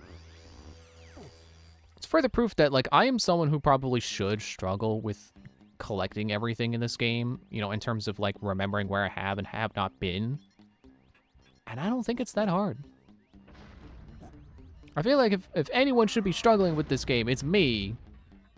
And I'm not. I mean, you know, difficulty level aside, like, there are definitely plenty of minigames I have to keep doing over and over. Boss fights I have to keep doing over. But in terms of remembering where stuff is, and also not getting overwhelmed by how much stuff there is, you'd think it would be me. You think I would be the one who's like, oh, I don't like this game, there's too much stuff.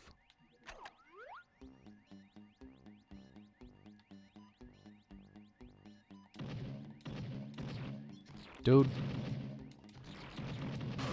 There. Another banana mill. Oh, there's bananas around the room, too. I forgot I got the ammo belt. It's like, whoa, look how much ammo I can hold now.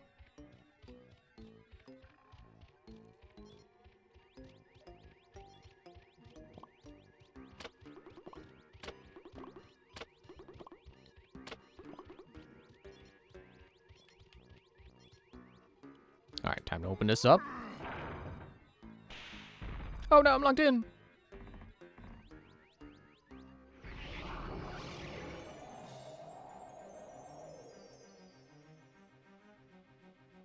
I gotta fight the evil toys. Where are they? Whoops. That's not what I want to do. I'm gonna do this. Ow.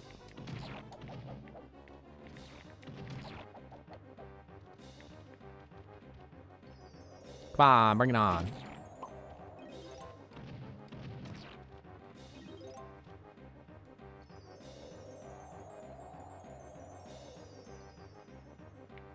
Okay, that is a lot of people. All right, this is the part where they formed the guy. They formed the Megazord. So we gotta fight giant with giant. We gotta use hit run tactics because he's gonna retaliate really quickly.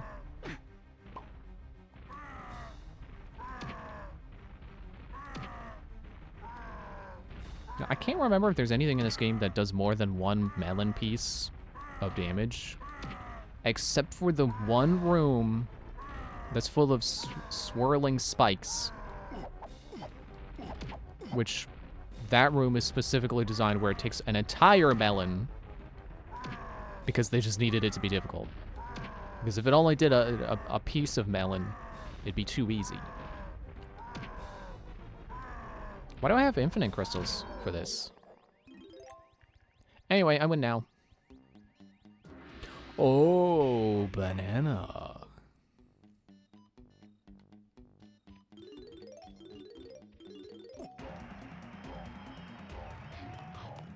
You know, the weird thing is once we get into the, like, not the final level, because that's the one with the timer on it, but the level before the final level, we won't need golden bananas anymore. Because they only exist to open the levels. So once we've opened all the levels, we don't have to collect them anymore. Alright, let's go do the boss. Actually, wait, is there a boss door up here? Is there a boss door down here? Where are boss doors? What do they look like? Who made them? These are the questions no one's asking. I know there's one down here because this is where I went in originally.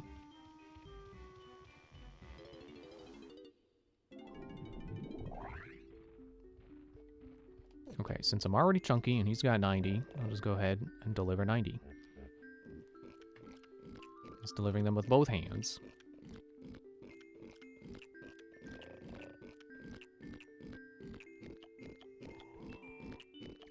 I wanted to say something like, can hippos even eat bananas with the peel on? They probably can.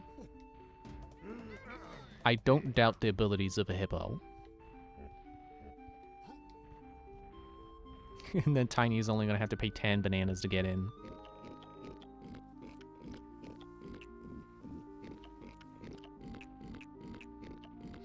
But, you know, there are two things I've always liked about the Donkey Kong games. You know, ever since playing... Because my first one wasn't the Super Nintendo ones. Actually, no, that's wrong. It was, but my first one was the Game Boy Advance version of the first Donkey Kong Country. And I didn't like it. I thought it was too hard. So I didn't really play it. Or I mostly just played the first levels. But I thought the same thing of Super Mario World, which I also had on Game Boy Advance. For the longest time, I thought those were originally Game Boy Advance games, and then I later found, like, they're Super Nintendo games? Which is weird, because I think I knew A Link to the Past was a port. So I don't know why it took me so long to realize that Mario and Donkey Kong were also ports. But once I really got into the games, I got into them with Donkey Kong Country on the Wii, or Donkey Kong Country Returns. And there are two things I always really liked about the games from playing that one. Picking up bananas and how it feels when you land on an enemy. It's just the sound design and the weight to the the arc of your jump after landing on an enemy. It's so satisfying. And this game tries to still have it. and I appreciate that, but, you know, obviously the best way to attack is to punch, not jump on enemies, because you're not Mario. It's not as easy to jump on them in this game.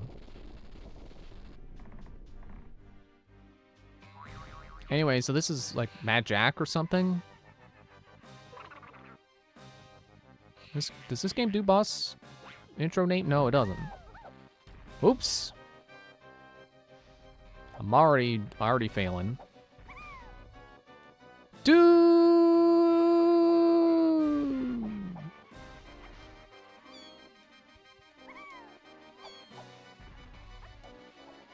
So anyway, I think this boss is kind of boring because you're mostly just jumping between platforms, trying not to get squished.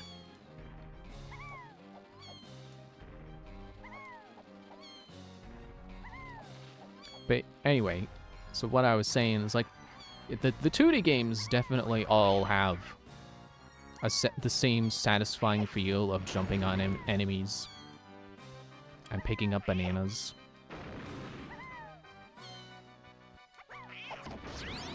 And I guess not just jumping on enemies, because rolling into them feels satisfying too. Especially in the 2D ones, where you can, like, when they do, like, chains of enemies, like a bunch of enemies walking behind each other in a row, and then you hit one, you roll into one, and it gives you a little bit of extra momentum, and then you roll into the next, and you just keep rolling like that. That is very satisfying. Oh, buttons over there. Ow. Ow! Stop it! Stop being so accurate. You're not supposed to hit me. I'm supposed to win. I don't know why my mind went to this, but have they made a Jack-in-the-Box Pokemon yet? Is there a Pokemon that's based on a Jack-in-the-Box? Because I feel like that's a design they would have done by now for, like, a Ghost-type Pokemon or something. But I don't think there is one based on a Jack-in-the-Box! I don't remember if falling off of ledges resets this fight. It might.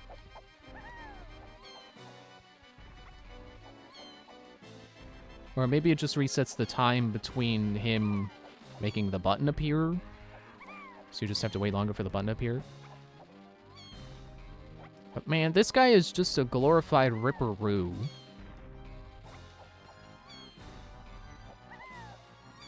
I don't remember what world, how far into Crash Bandicoot Ripperoo is, but it's, I think, not very far. He's one of the first few bosses.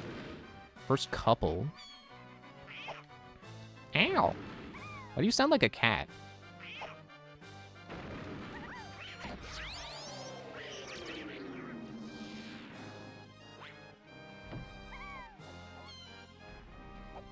Whoa, don't fall again. Was that 2 hits or 3 hits? I feel like that's roll of 3s by now. He's still going on. Or maybe it's just because I fell.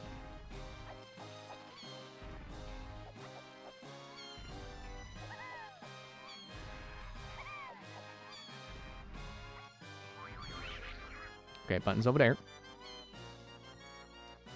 What are you doing? Lasers! He can lead his shot! Okay, nope, it's fine. I'm still on. Getting hurt in the cutscene. Getting squished in the cutscene! You're seriously still fighting? Yeah, I again, maybe it's just because I fell and I reset his health or something. I feel like this fight goes on too long. I have already seen this fight. I'm already done with it. I don't need him to shoot lasers now. He should have done that on phase 2. You should have done that after the first hit.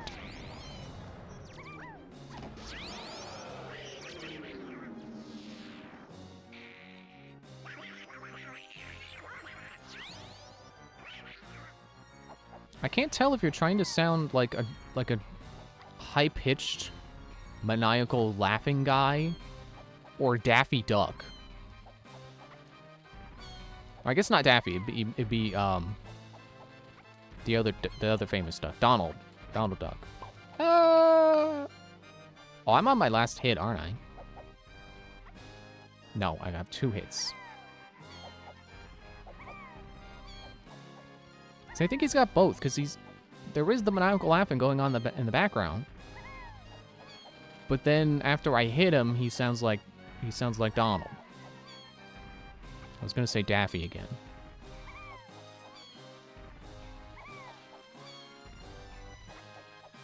So Looney Tunes just makes me think of that one restaurant that had Looney Tunes animatronics. Now I'm sad about the state of animatronics.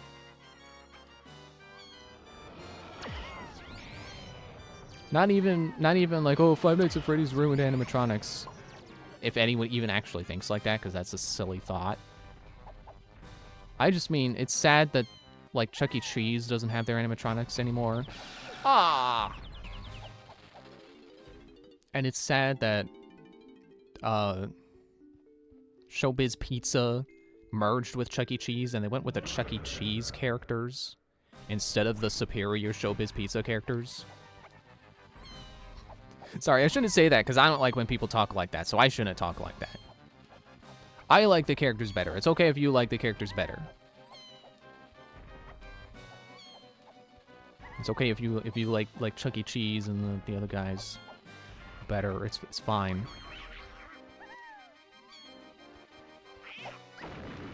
Oh, come on. I've seen clips of Showbiz Pizza shows. I should look up clips of Chuck E. Cheese shows, because I have no idea what those character dynamics even are. How do those characters interact with each other? Do they even? I missed my opportunity for the bun because he stepped on me.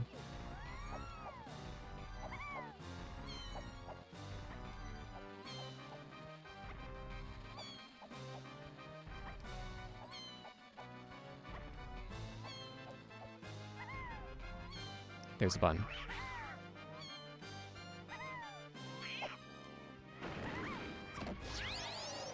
Is that laughing even supposed to be his?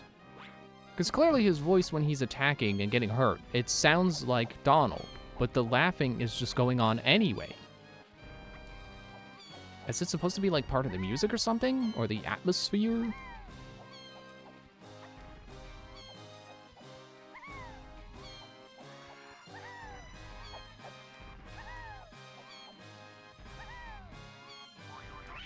Aha! Went straight for the button. You didn't even get a chance to attack. You take your torn oven mitts and you go home.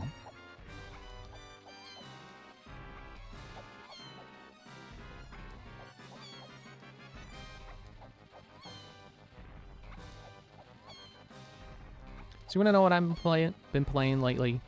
It's instead of doing the Pokedex and Scarlet, like I said I should.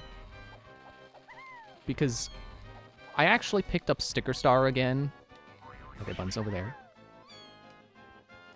If you don't know me, I should tell you, I unironically love Sticker Star. I enjoy playing that game. I know people hate it. I don't.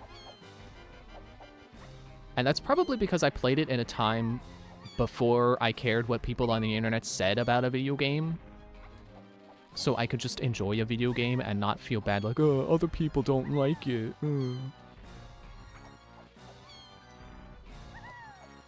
But the reason I was playing it again was because I was doing some writing and I was thinking like, wait, there's this one puzzle that I remember being infamous, at least in certain circles. It might not be the like the only puzzle from Sticker Star you've ever heard of because people hate it so much. But it is one that I know is used as an example of like, oh, look, this game is poorly designed. And I wanted to see that puzzle again because I wanted to remember exactly how it plays out. And it just so happens that a save file that I had there, that I stopped playing for a long time, I guess a long time's maybe the wrong words. I don't know, a few months or something. Whenever the last time I felt like playing was, I don't know. What? Oh, I have to hit the color of the one he's on, don't I? It has to be the same color. Otherwise, I get hurt. Is that what's going on? Yeah, it just so happens that that save file that was not finished was like just a short bit away from the puzzle I wanted to do. Okay, he's on blue. Let me go over here.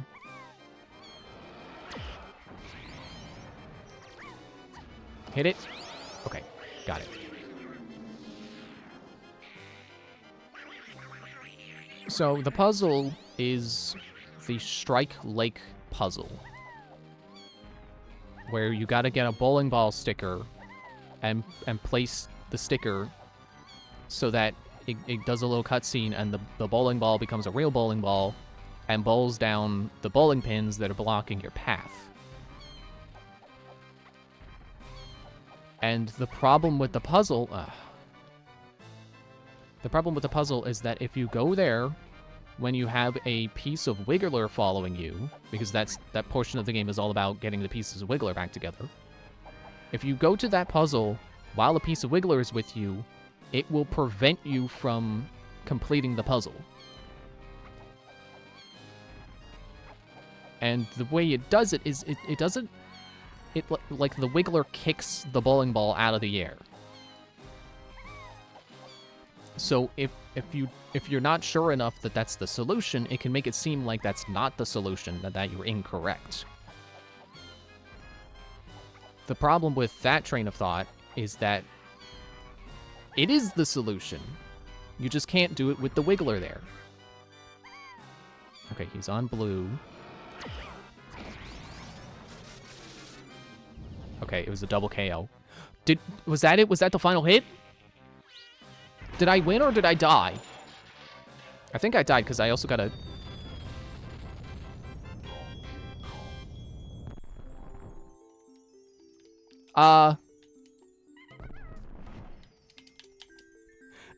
Uh-oh. Yeah. I'm stuck. Okay, let me see if exit level works. I probably have to do the fight over, but I basically died, so let's just pretend the glitch didn't happen and say that I died! Oh no, I have to fight him again. Oh. So here's the thing about the Strike Lake puzzle. To get the sticker, you have to take a bowling ball object and go to a Sling-A-Thing booth to turn it into a sticker. And you get the bowling ball object at the same time you get a Wiggler segment. So there is a small window of opportunity. There is a small window of time where you can simultaneously have that sticker and also have a Wiggler segment with you. So there was a small window of opportunity where you can do that puzzle and have it deny you because you have a Wiggler segment with you. And you have to go out of your way to get this sticker. So... wait, which button do I hit then? Is blue fine? It was not fine. What?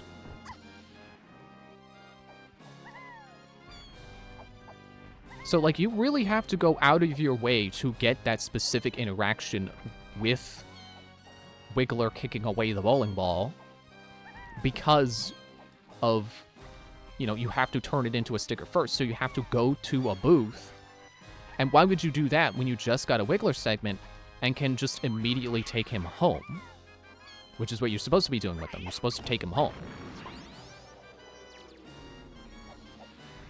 Is that a wrong button again? I don't understand. Dude. So yeah, I'm glad I started playing again because I feel like it's very enlightening to know that if you ever hear anyone complaining about like, oh, I did that puzzle and Wiggler kicked the bowling ball away. It's like, well, you kind of jumped the gun because you You should have just took Wiggler home. Why did you wait? What I think is weird about it is, like, you have to be so sure that that's the solution that you rush away to do it. But then if you get stuck, you have to be so, like, you're so sure that it's the solution that you went to do it right away. But then not so sure that you didn't try again? Because, like, sure, you gotta go buy the bowling ball thing again. Or collect it from the overworld. But, like, people always say, like, oh, coins don't mean anything in this game. So, like, what harm is there to having to go buy it again? The place to buy things, like, that's what they call them in this game. They're things. The place to buy them is right next to the Sling-A-Thing booth. So, like, it's not that much out of the way. And not that much of an inconvenience to just buy another bowling ball and turn that into a sticker and try again. So, like, if you're so sure it's the puzzle that you're going to go right to it, why would you not try again? And I'm not going to sit here and pretend like, oh, well, Sticker Star is a perfect masterpiece. It's the people who are wrong. Like, no, if you got stuck, you know, if you saw Wiggler kick the bowling ball away, and you thought that you were wrong because he kicked the bowling ball away, what is the difference with these switches?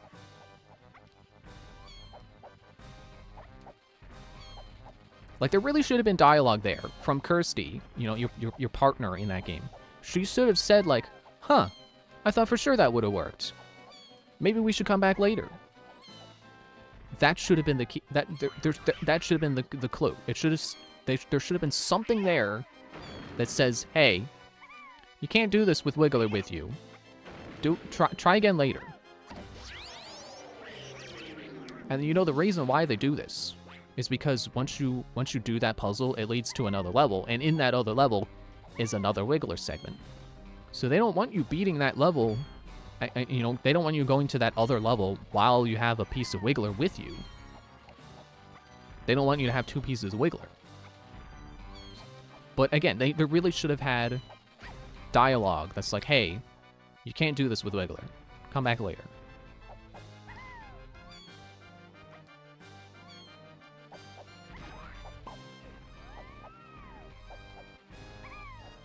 I wonder if it even would have been better if they had just made it so that you can't go into a level other than Wiggler's the level with Wiggler's house in it when you have Wiggler segment. Like imagine if the game just...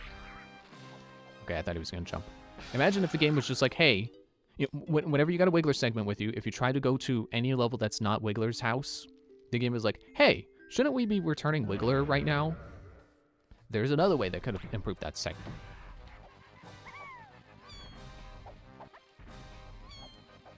See, I'm an equal opportunity bad level design critiquer. It's like that one section of Super Paper Mario where it's like, well, grind for rubies. It's like, yeah, I don't think it's a very good part. It could have been better. They could have had a line of dialogue to help start off the search for what you're supposed to be looking for in that section. But I don't think it's a good section. Okay. Blue switch on white platform. No.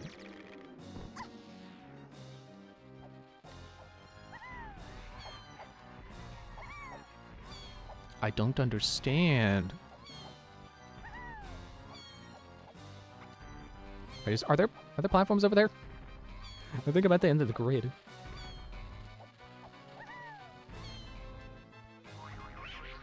Okay, let's try blue switch on blue platform. You wanna stop? Why does it hurt me again?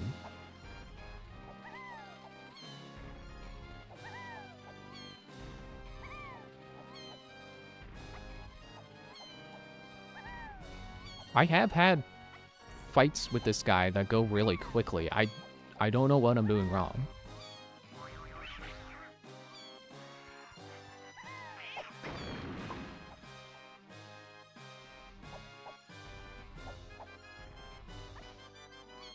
also just realized I didn't pause my recording when I went on breaks, and I've got a section of footage that's useless because I don't need my loading screen.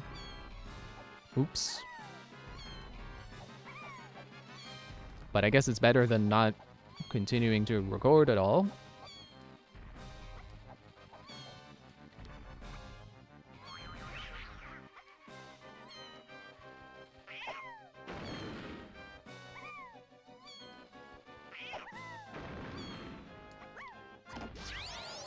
Okay, that one hurt. Why? It was a blue switch on a blue platform while he was standing on a blue platform. Everything was blue. Dabba dee dabba die. So then why did it hurt him?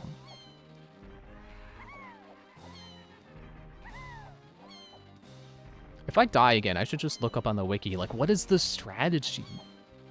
What am I not understanding?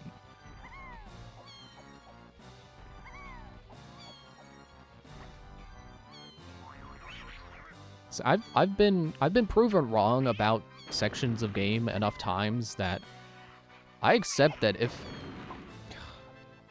I fully accept that there could be something I'm missing to this fight to make it easier. Whoop.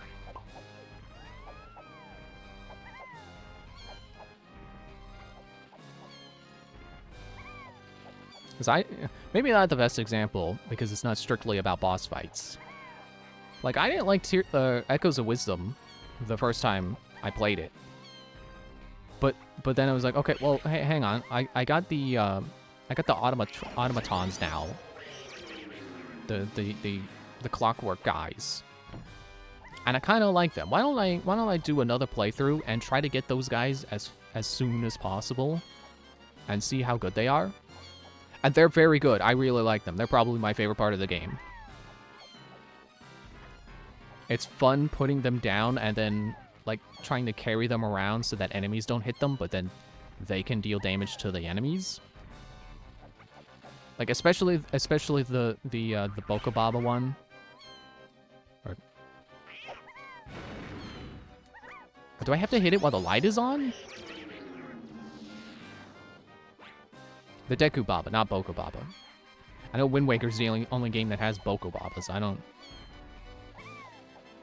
I guess I was thinking of Bio Deku Baba, because I know they have variants of Deku Baba in that game that are their name is slightly different than Deku Baba. But yeah, the Meku Baba, as it's called, that one's really great because it still works while you're carrying it. It can still reach enemies and gobble them up in one bite, like the purple plant from Plants vs. Zombies, whatever that one was called. Dang it.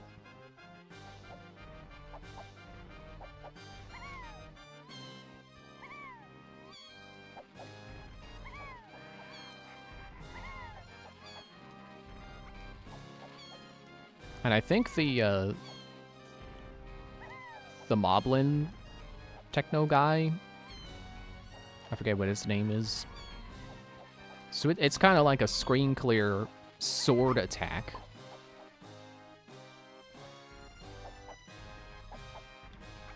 But I guess it's not fully accurate to say it's screen clear. It just has that long of reach.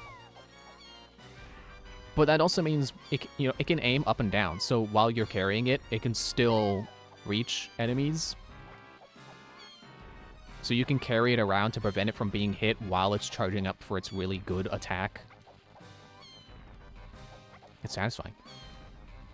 And you know, that's not even to mention, like, the echoes themselves, you know, the main selling point of the game. Those have pretty good stuff to them, too. And you can summon those as a distraction, and then also summon... So why... I don't understand, why did that work? Like, you can summon the echoes as a distraction, and then also pull out the clockwork guys.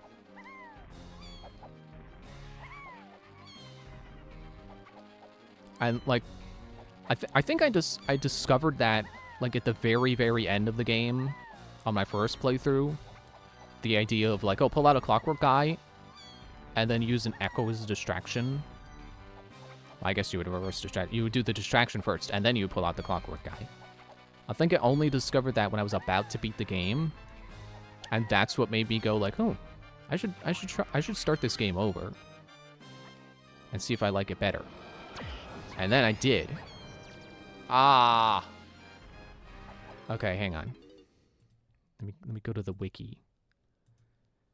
What is the difference with the buttons? Mad Jack.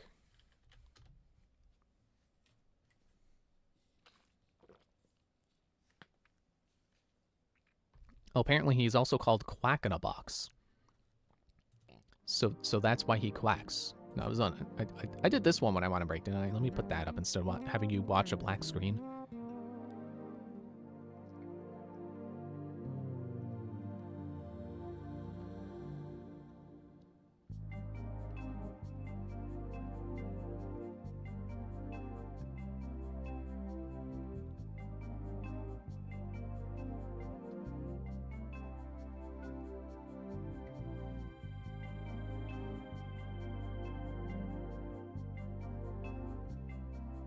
By using the Simian Slam on the switch on the same colored tile as Mad Jack's.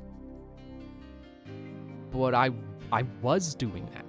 Blue switch on a blue platform while he was standing on a blue platform, and I still got hurt.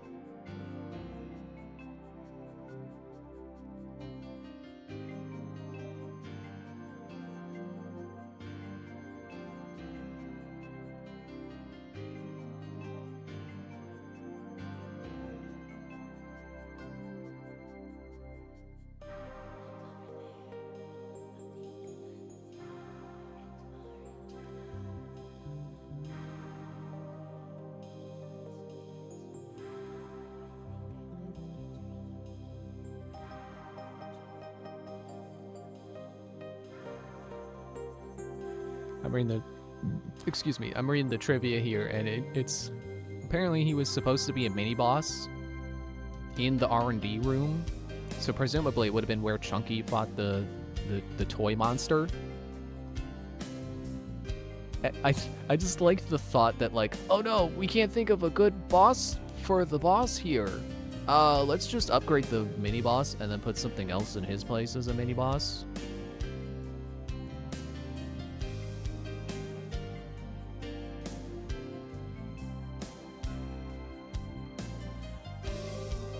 And also, apparently, he is using stock Donald Duck recordings for his voice.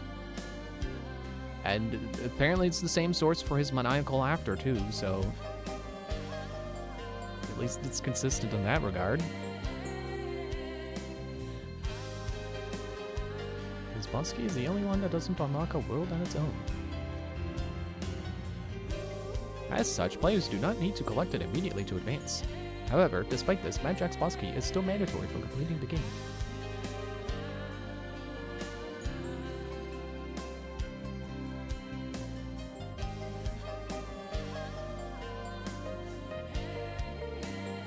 And apparently falling off the stage doesn't do anything, it just kind of resets the time between when the next switch will appear. So basically just extends Jack's attack sequence.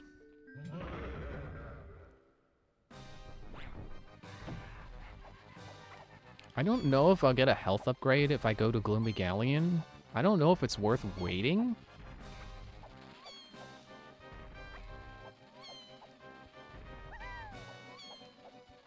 Now that I think about it, I suppose that's the real checkpoint for upgrades. It's not necessarily like every world.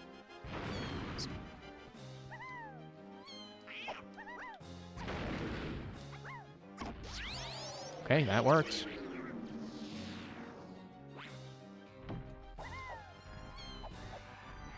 It's like, so we're at a section where we have to beat this boss and then the boss of Gloomy Galleon to progress. So I think for now there will be no ammo upgrade or health upgrade, But once we get to the world that comes after this... Okay, where is the white switch? Or is there no white switch? And they're always blue. Am I blind? I may be I may be the boss of the Thieves' Hideout in A Link to the Past. I may be blind. Maybe not legally blind, but...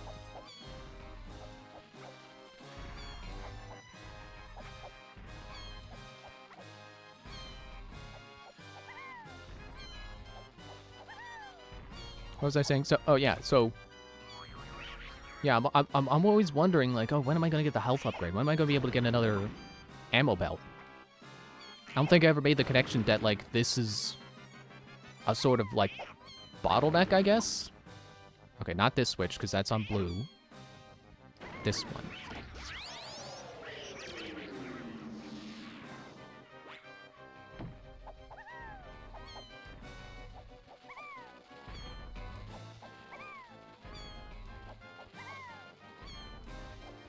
So hopefully, when we play more, probably not even Monday. It'll probably be Wednesday by the time we get past Gloomy Galleon. For as slow as the factory has been, but I've been collecting too much in the factory. I feel like I got most of the collectibles in the factory. So I want to try to be faster with Gloomy Galleon.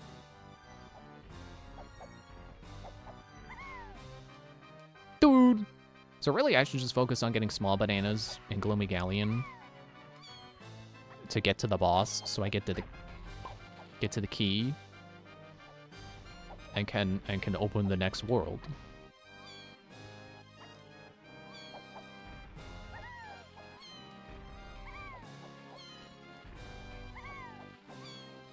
So apparently his phase is he doesn't advance to the attacking phase until he's jumped onto a certain amount of tiles.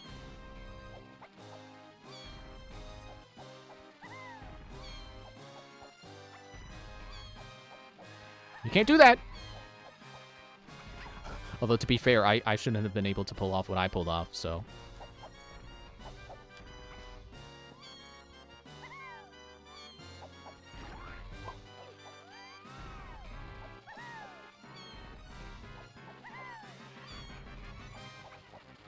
You also can't jump diagonally, which I knew. It's just not...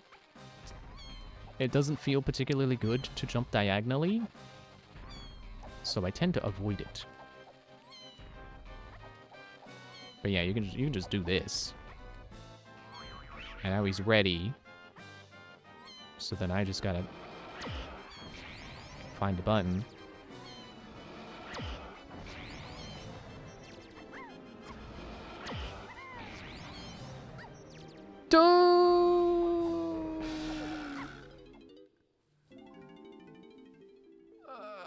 Hang on, I'm stretching. And I'm yawning.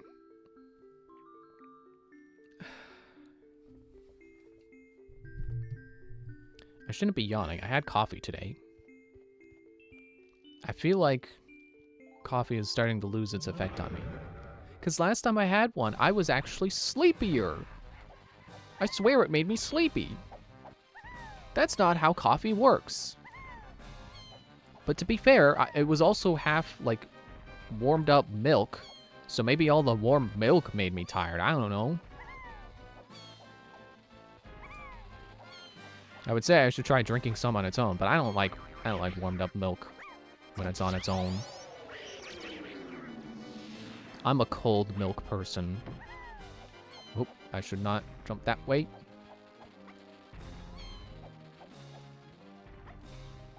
Well, if I jump diagonally twice, that's like the best I can do to get distance.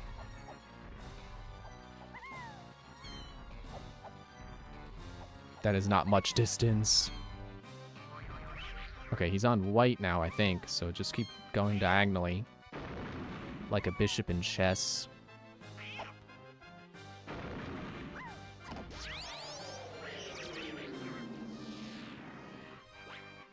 I still have absolutely no idea why that wasn't working before, because I swear that's the exact strategy I was fighting with before.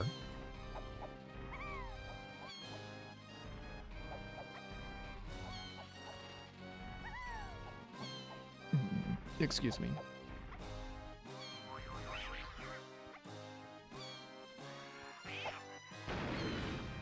But yeah, so I was continuing the rest of that Sticker Star playthrough, just for the fun of it. I'm on World 4 now. Which I was trying to remember, like, do you need to do that, like, one half of the world? Yes, you do, because you do need to go to the, what's it called again? The Enig Mansion. Because there's a scrap you need to get there that you need to use to open up the ski lift. And actually, I think it's one of the most clever things in the whole game. It's like it's one of the most clever uses of its main gameplay mechanic, Paperize. I don't think people give enough. I don't think people give Sticker Star enough credit for how good Paperize is. Like, I'll fully admit to getting stuck on plenty of puzzles involving Paperize, because they don't fully teach you how it works. So the way it works is you can go into Paperize and stick down stickers. And that's how you do that for the purposes of puzzles, like the infamous Strike Lake puzzle. But you can also pick things up with Paperize and basically peel it off the world and place it down somewhere else that has a similar shape. And what that means is you can also take, like, a square piece of level off and rotate it. So, like, if something is upside down, like, there's one part where there's a door that's upside down, and you can rotate its scrap to put the door in the proper position. Ground pound.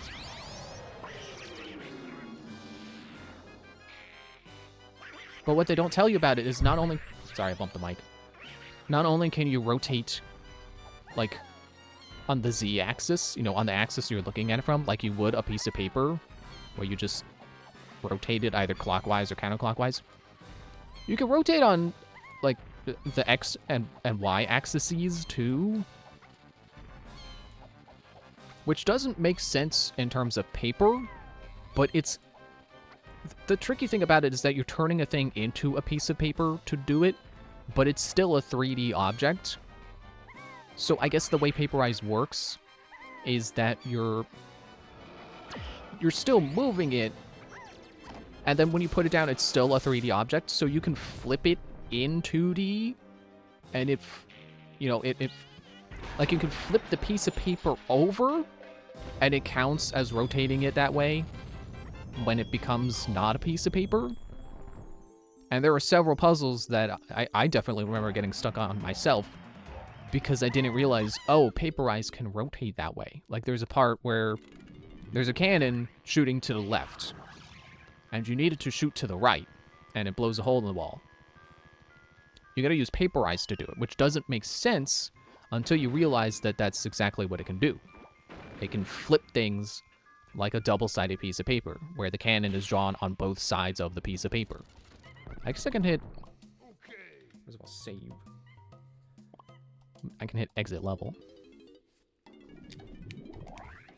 But Paperize has got to be the best mechanic they've had in terms of, like, gimmicks.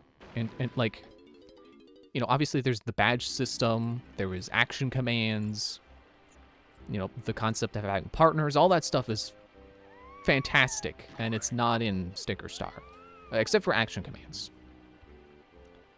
But those aren't gimmicks. Those are just concepts. They're ideas. They're stuff that just works outside of those games because they're good ideas. Oh wait, Gloomy Galleon is over. Where am I going? It's over here. I don't need to put the key in right now, so I'm not gonna. Oh, that's not here. But yeah, in terms of all the gimmicks they've had, Paperize is the best. Like, I can go on a whole tangent about the amount of layers to Sticker Star's mechanics there are. Not in terms of, like, complexity, but in terms of the amount that they're cohesive with. Oh, hey, look, there are blueprints in the overworld. I forgot. 30 bananas. Oh, what up, you stupid? It's like, okay, so the game's main mechanic is stickers, right? So you need to stick them down. Paperize lets you stick them down. But then you also have the mechanic of taking like they call them things, which are 3D objects, and you turn them into a sticker. Which, that plays into the 3D aspect of the 3DS. You're taking a 3D object and turning it two-dimensional. Or the opposite, when you place a sticker down and it turns into a thing to solve a puzzle, you're taking a 2D object and watching it become 3D. And then Paperize lets you do that. It flattens the world and turns it into a piece of paper. So you can, if you turn the 3D slider on, you can watch the 3D world turn 2D as you Paperize to do things. So it plays into the 3DS's gimmick so well. But it works even if you turn the 3D off, because it's not like, whoa, look, depth. You have to turn on the 3D for this mechanic to make sense. You don't need the 3D. But it just also makes sense being on the 3DS. And then there's, like, using Paperize to rotate objects, to move them around, to take scraps that are similar shapes and put them in different places. Like, that's the whole idea of the mansion, whatever its name is, Enig Mansion, I think. There were many times where you have to take a similar shaped scrap and take it out of the world and put it back down somewhere else. Forgot to throw an orange at you. Do I have enough for a cranky potion? I probably. I still need 15 banana medals for my amazing soup. Okay. Well, I guess it's time to go start caring about banana medals. I didn't even realize I needed 15 right now. Dude. So I guess I basically need all the banana medals up to this point, so let's go back to Jungle Japes.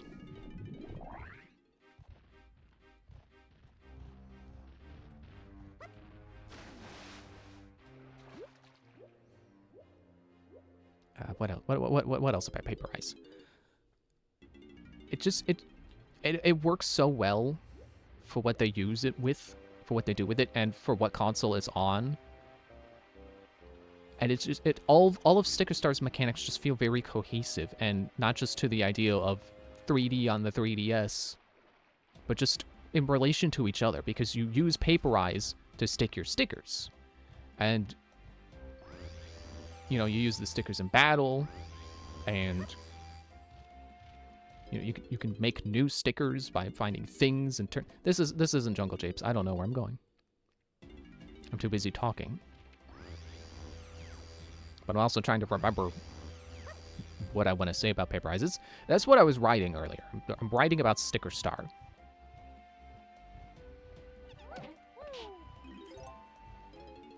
Now, compare Sticker Star's ideas to, like, Color Splash, which came right after. You know, they were so excited to work on Color Splash that they did it right after finishing Sticker Star. They didn't wait to hear what people thought of Sticker Star. They just started Color Splash immediately, which was, you know, a choice. Is there anything for Lanky around here, or should I just go straight to Diddy? I think I should just go straight to Diddy. Although I know he's got, I'm pretty sure he's got stuff over here in this cave, so. Oh, there's some tiny bananas. Yeah, okay, compared to Color Splash. Color Splash is about color.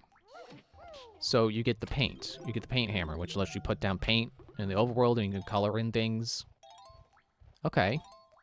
And then you use that same paint to paint in your cards for battle. Okay. it makes sense. You do use paint to color things in, and the cards are a thing you color in. What minigame is this? Don't be Batty Bear Bandit. Welcome to bonus Okay, stage. Mad Maze. It's just like the coin one, but now that it's enemies instead of coins. So it's playing a different song, I guess. And then, okay, so what is your overworld ability in sticker or in Color Splash? Cutout. What does that have to do with color? I thought this is about colors, splash and color everywhere. Why is it about? Why is your power cutout? And then cutout also doesn't really make sense as a power because, okay, so the way it works is like you can. I haven't played Color Splash, so you have to forgive me if any of this is inaccurate.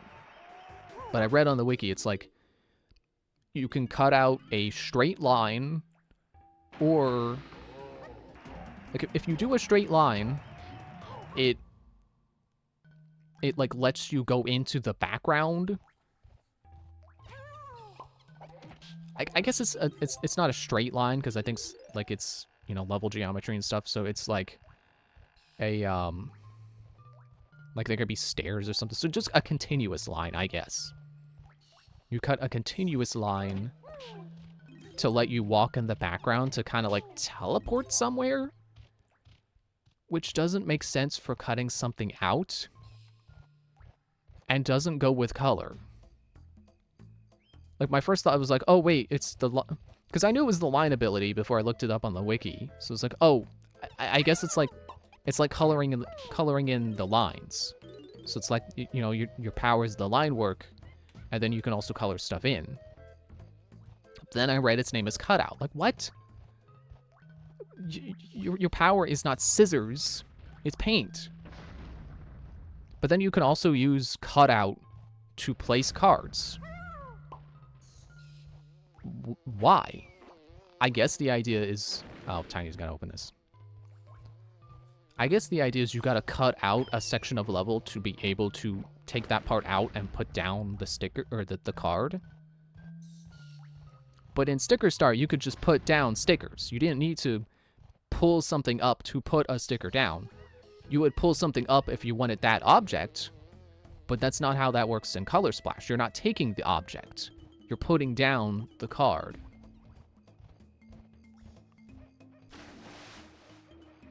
And they still have the mechanic of like you take a 3D object and make it 2D so you can use it as a battle card. But this is on the Wii U. There's no 3D. It does they're doing it just because they did it in Sticker Star. And then you're squeezing it instead of, I mean, you know, I'm not gonna get into semantics, like, but that's a stupid way to turn it 2D. Like, it was stupid to turn it 2D in Sticker Star 2. You threw it at a wall. But like you squeeze the paint out of it in Color Splash, and that makes it 2D. It's like, okay, I guess they're still tying it to the paint. But it doesn't, to me, it just doesn't go together like Sticker Star's stuff does. Because, you know, they also, there's like this little mechanic. I'm not even sure most people would call it a mechanic. You go up to a sticker that's stuck on a wall, or you go up to a piece of tape that Bowser put down to collapse level geometry as an you know, to slow you down. And you hold A, and you start peeling it. You go pop, and it pops right off. You're peeling off the sticker. Color Splash still has that. Even though you're not dealing with stickers anymore, you still have this pop kind of thing.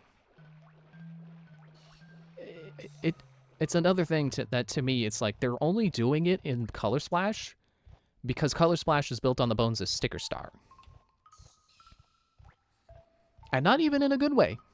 You know, I would have loved a Sticker Star sequel where it's still stickers, but there's more depth to it, you know? More stickers. You know, give us partners that can also that can also use stickers like they showed in like pre-release footage. And then have actual characters in a story. That's what people wanted a Sticker Star sequel to be like. And instead we got Color Splash.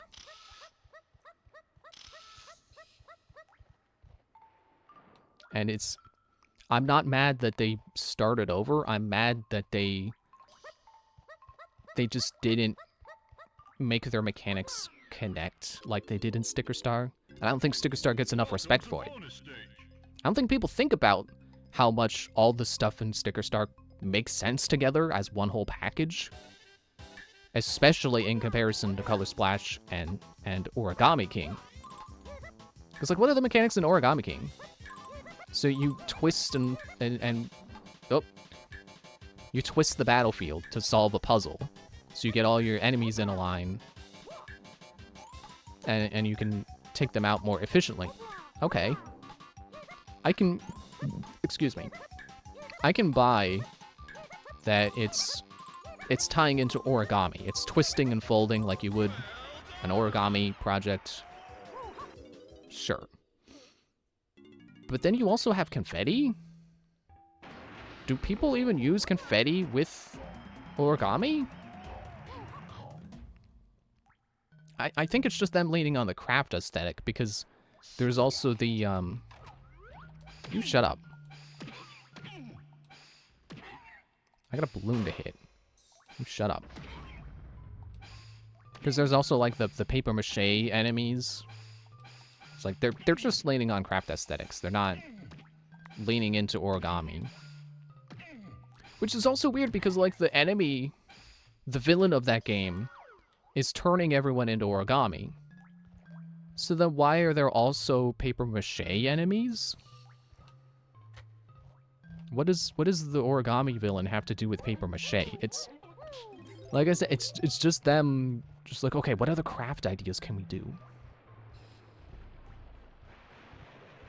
And honestly, it's something that kind of gives me hope that the next Paper Mario game will not have a heavy emphasis on gimmicks, like the past 3 games have. It's like, what else do they have left? They did stickers, they did color, they did origami. What else can you do with paper? I think you're out of ideas now, Nintendo. Please, go back to the classic style.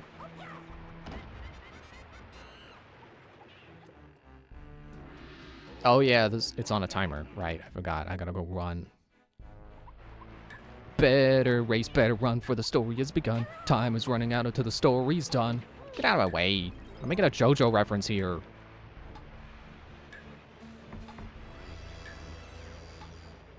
So I think I can actually take this warp and then go over to this... Wait, which one goes up?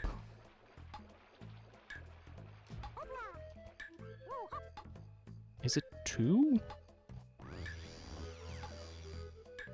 Yes, exactly. And then jump down. Once I'm sure that I'm above it. And there it is.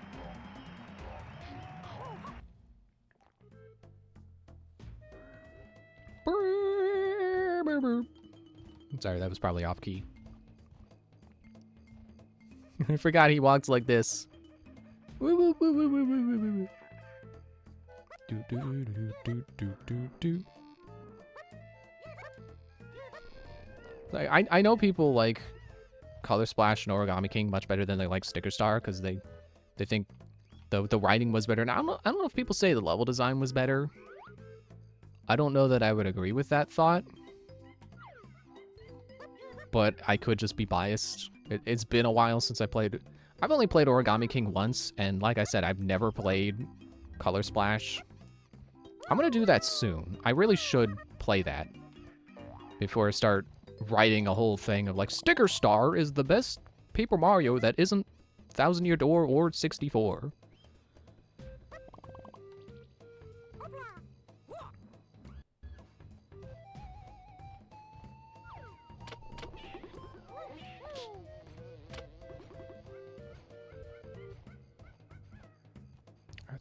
Are there bananas up here for Lenky as well?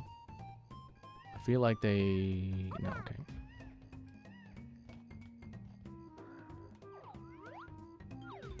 Really the only problem with bananas and trees in this game being for different Kongs sometimes is the render distance. I think it more, especially in a later level. What is it called? Fungi Forest. Because I swear that that level has a bunch of trees with a bunch of bananas up them, but it's just it's having trouble loading them, so it just doesn't. Oh yeah, I should check the water too. I forgot I'm playing Lanky. It's like, oh, there's blue bananas. I should turn to the correct character for those.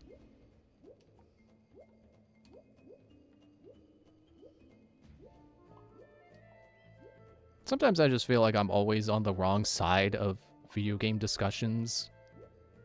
It's like, I like Sticker Star. Everyone hates it, but I like it. I hate Super Paper Mario. Everyone loves Super Paper Mario.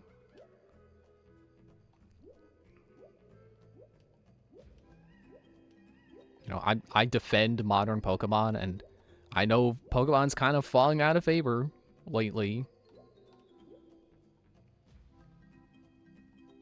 I don't know why I just gotta be such a contrarian.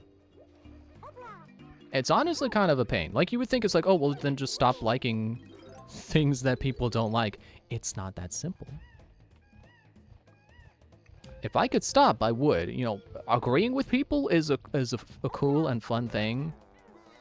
And I don't do it nearly enough. Let's be chunky for a bit. Oh yeah, and I gotta go up that cliff, up through that cave with Tiny. And I gotta go back over to Cranky. Because everyone's got stuff over there. I can lift boulders now, right? Yeah. With relative ease. Oh, there's a banana in it. I thought that was just to get Donkey Kong's whoop pad to appear.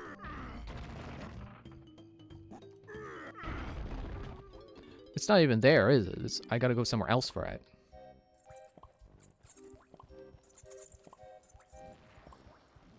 Oh, the darkness. Chunky is a big fraidy cat, so I wouldn't be surprised if this... You know, if they could animate that, if they had the ability to have animations while you're walking that aren't just your walk animation, Chunky would be expressing fear right now.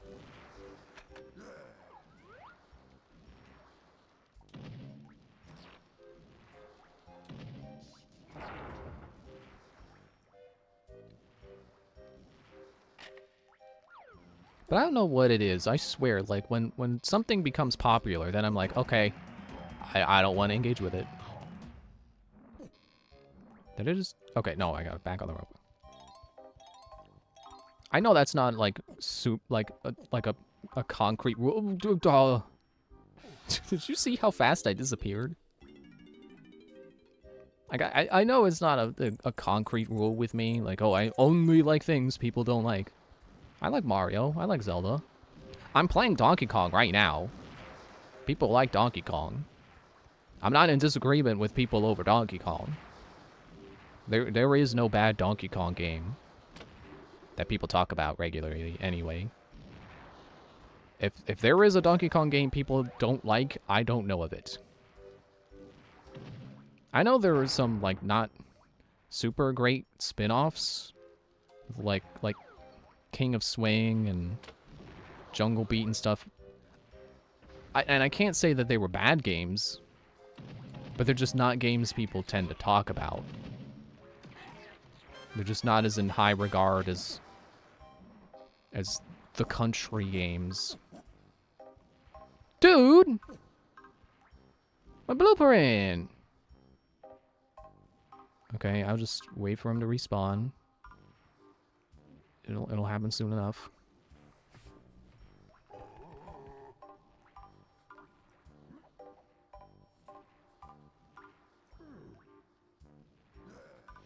You know, there's that, I think it's an RPG, the Clara Obscura that everyone's talking about. It's like, oh man, it's such an amazing RPG. It's like, okay, I don't care. The more I hear people praise it, the less interested I am. It's like, okay, everyone's already made up their minds that it's a good game. What do I have to add to the discussion? And I know it's more of a matter of like, but you should see for yourself. You should experience it and enjoy it too. I don't care.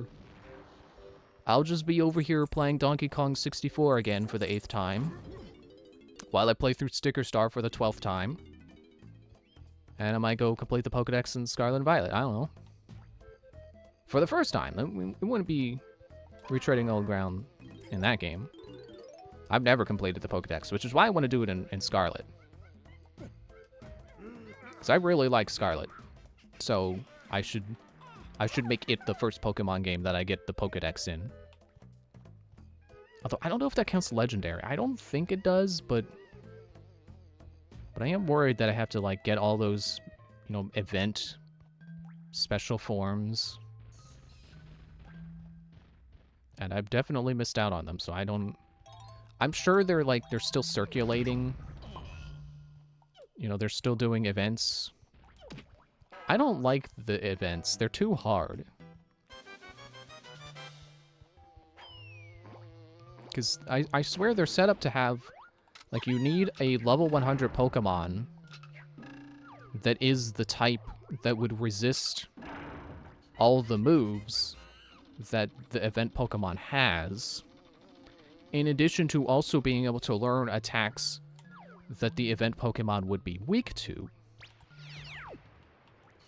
Like one of the first, I don't know if it was one of the first ones they did, but one of the first ones I participated in was, I don't remember what Pokemon it was, but it required me to get a Marill. I did not play through the game with Marill. I had a Marill, and I think I was able to use like experience candies to bring it up like close enough to a good level that I could reasonably participate.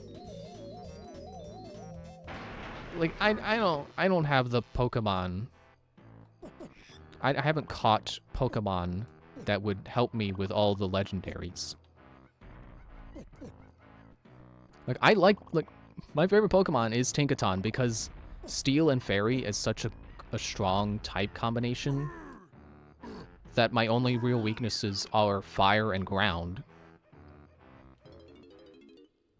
And you would think that would mean like, oh, I could just, you know, I could take my level 100 Tinkaton into a raid battle and, you know, be fine. I was not fine. How do I speed up again? Oh, that's into the bomb. There was one bomb, and I ran right into it. I should read the controls this time. This is slow down, press B to change lanes. Okay. Good luck. I don't know why the minigame music is not playing right now.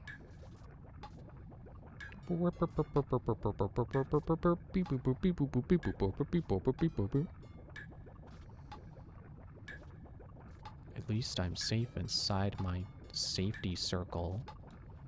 Okay, actually, I'm not safe in here anymore. I'm gonna go all the way out. And win! Did the minigame music just start after it ended? Do I have to re-giant to get back up there?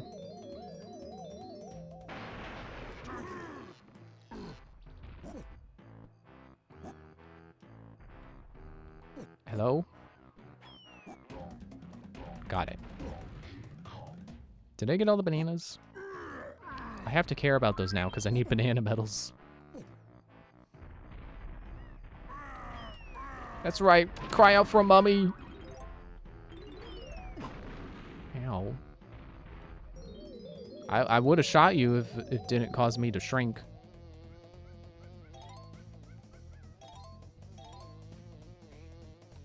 Speaking of shrinking, I think it's time to turn into Tiny. Yeah, I think I got all the bananas.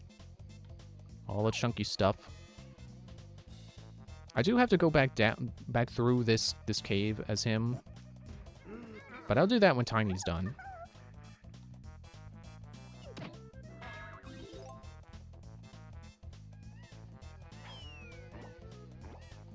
You know, I think part of my problem with liking things that people don't like and not liking things people do like, I played the wrong games growing up, apparently. Because, like, I grew up with Sticker Star, kind of. You know, I got it when it came out. I was excited for it when it was coming out. And, like I said, I played it before I knew people hated it, and I enjoyed it. So finding out that people hate it, it was like, huh. Yeah, I guess I can see why you hate it. But I personally enjoyed it. Because I didn't pay attention to what it didn't have. I was just like, yeah, cool. I hit things with my stickers, and then I get coins. Ooh. And then I can buy more stickers, and then I can go hit more people and get more coins. And then there's a boss, and I'll just go get some things, turn them into stickers, and go beat up the boss with the thing stickers. And then I beat the boss, and now I can hold more stickers. So I can go beat more enemies. You know, I'm not paying attention to like, oh, well, there's no reason to go fight people because you don't level up. So you're just using stickers for fights that don't get you anything but money to buy stickers. It's like, I don't know. I didn't notice. It's just like, yeah, you beat a guy and you get coins. And you know, if you beat him in one turn, you get a battle clear bonus. And that makes my brain happy.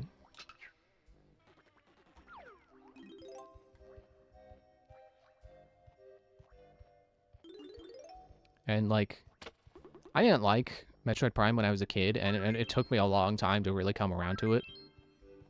But you know what I liked the first time I played it? Other M.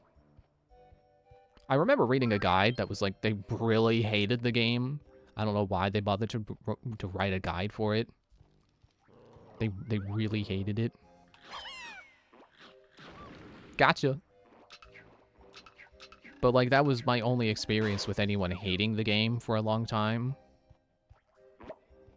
So I didn't realize it was a quote-unquote bad game until, you know, participating in the internet more.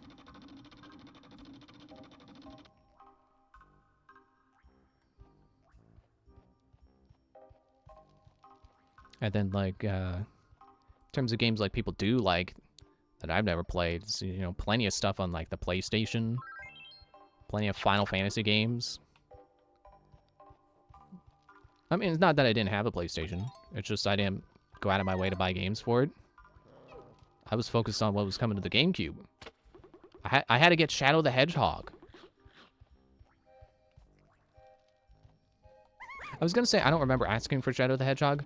No, actually, I do remember seeing commercials for Shadow the Hedgehog and really wanting to play it. I don't even know how many Sonic games I had played up to that point. I know I had Sonic Advance, but I don't think I really went, oh, look, a Sonic game. I gotta get a new Sonic game. It was just like, oh, that game looks cool. I want to get it. This is the wrong room. And I don't know if Shadow the Hedgehog is really that controversial to like. It's probably just more hit or miss than, like, strictly people like, Shadow the Hedgehog is a terrible game and you should never play it. Certainly not on the same level as Sticker Star or Other M, I'm sure.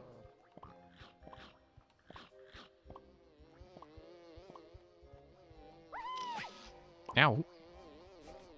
I was wondering why it made a camera noise for a moment, and then I realized, like, oh, I picked up film.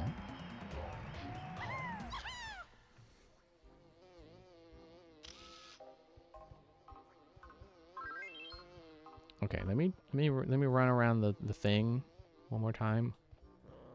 Just make sure I'm not missing out on anything good. Excuse me. I kind of want some oranges now. I want to eat an orange because of the grenades. I should end soon. I think my voice is dying. I didn't think I was talking that much. Honestly, I think I'm doing a worse job at commentary tonight than I was having last time. I feel like I was doing so good last time. May or may not be true, but that's what it felt like. Did I get all the stuff in there? I did not.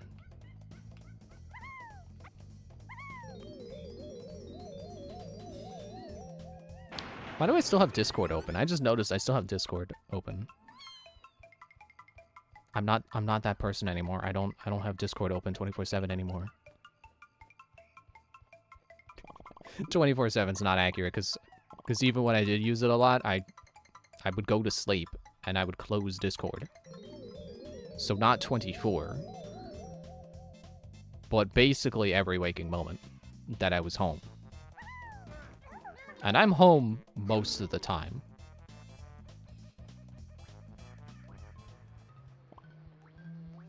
I probably should get out more. But I'm okay. I don't need clubs or whatever people like to do. I don't need to go to a bar and play board games with people. I'm happy over here playing Donkey Kong 64 for the... What did I say before? The 8th time? Yeah, let's go over here. Is there chunky stuff up here? I feel like there was, and I forgot to get it.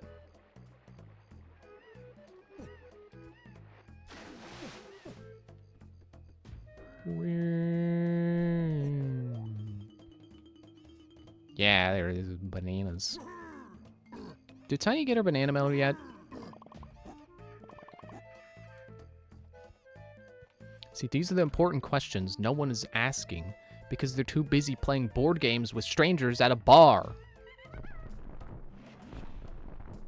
I'm over here saving DKI and people are out there consuming alcohol with strangers. Okay. That actually, that didn't help me. I still don't know if Tiny got her banana medal. I just know that I have 2 banana medals.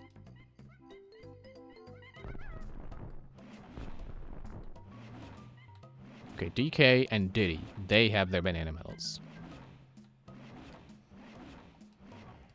Yeah, I'll just keep grabbing stuff as chunky. I don't know.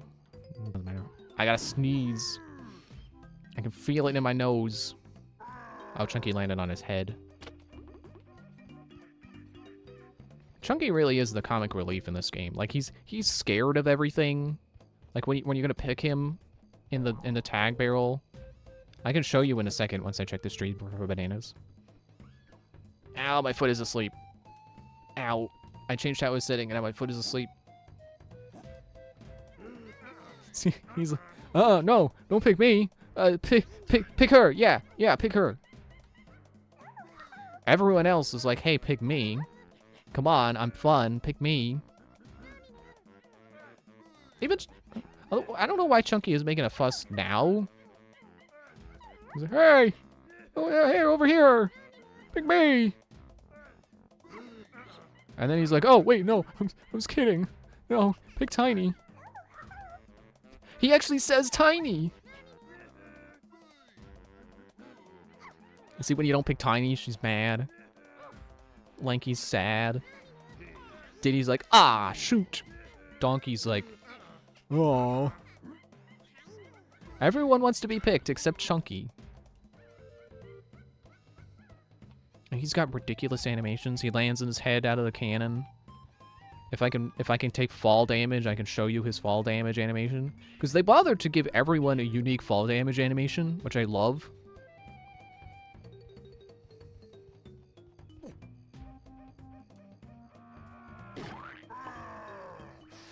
All his blood goes to his head and he has to redistribute.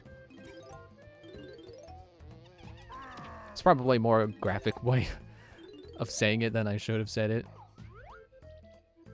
Oh, they're blue. They only look like that because of the grass. Why do I need Diddy, though? Why's Diddy gotta open it? That's for Lanky, isn't it? Guess I'll go over here. Ah, the music changed. I didn't get to keep... Ow! Fine. I'll go this way. Chunky's got stuff in this cave anyway. He's gotta go over here.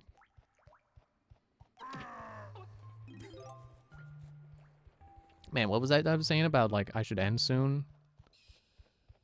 I probably should, but, like, I kind of want to... I want to, like, get banana medals with everyone. I'm kind of a bit of a way off from that, though. Especially if I can't hit the frickin' balloons. Okay, I'll get this, and then this will be the last thing Chunky does. Makes it sound like he's gonna die, but... I'll switch to another character. Oh, it's his timed banana. Okay, well, check this out. Check out this strat.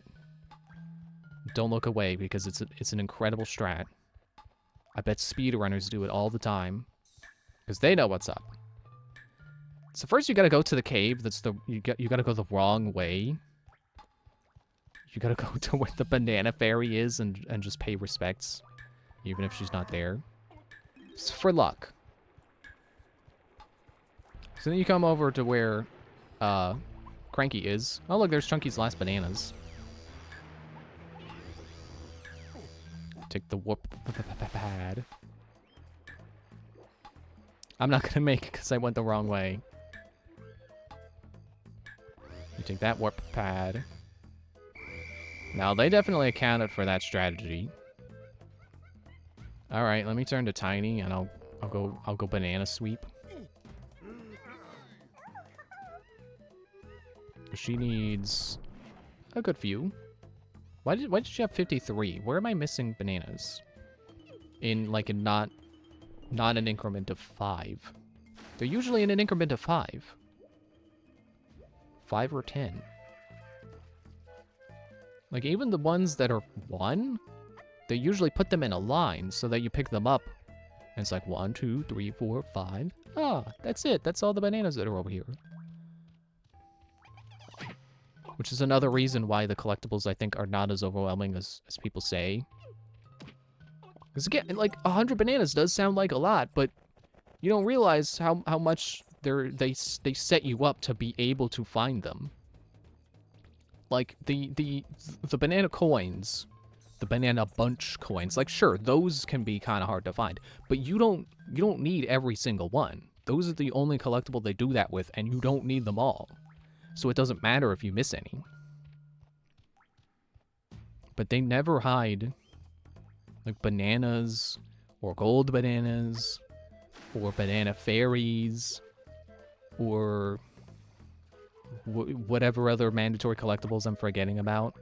They don't just cram those in the most obscure places. There's usually... I don't know why I'm saying usually, because, like, they don't hide stuff, but, like, in obscure places. Like, it's not like that one page... I was gonna call it Pagey. That's not what they're called in that game. It's not like the Cheeto page in Banjo-Tooie, where if you don't realize you can break the boxes in Grunty Industries. Or was it in Glitter Gulch? If you don't realize you can break that one box in that one whatever train station it is, in a dark corner, if you don't realize you can break that, you don't get the page. And then you just have this collectible on your collectible list that's like, where are you? This game doesn't do that.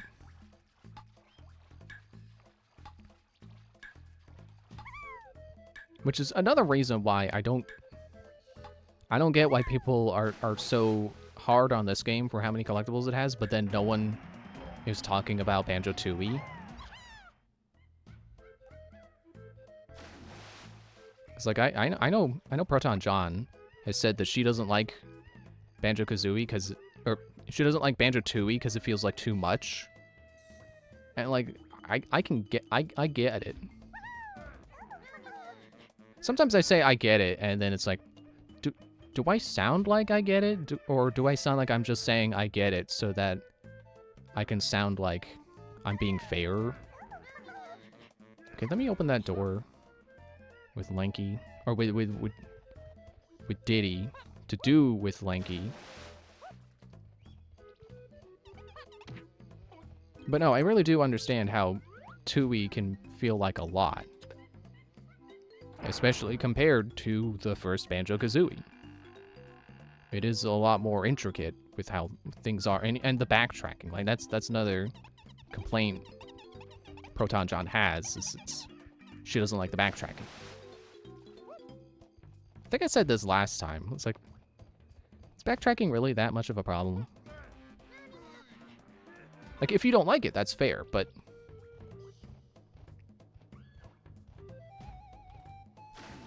like in these games, you know, that have collectible lists, and it's very easy to tell, like, oh, this level is missing this item. I don't think it's that much of a problem to need to come back later. Like, I know I was talking about Spyro before, but Spyro is a good example. There are levels that are like, hey, you gotta come back later. And is it really a problem to have to come back later? Like, I don't think it's particularly good design to say, like, oh, you can't do this level yet. You gotta wait until you go to World 3 and get the swimming ability. You know, it's not like Metroid, where the game does, you know, you'll be in Area 1, and it'll be like, oh, you gotta come back when you have power bombs. Because, like, the game will, you know, it sets you up to be like, okay, you're going here, and you like, this is the only path you can take, so you gotta come down here. But then you get a collectible, you get a power-up, and now you go, as you go back up, you realize, like, oh, hey, actually, I can do this now. So you go do it, and then it leads you down a different path, and then that leads you to a new area. And then, oops, and then you find more power-ups in that new area, and then, you know, it kind of leaves you around to more stuff. And, oh, I missed. First miss.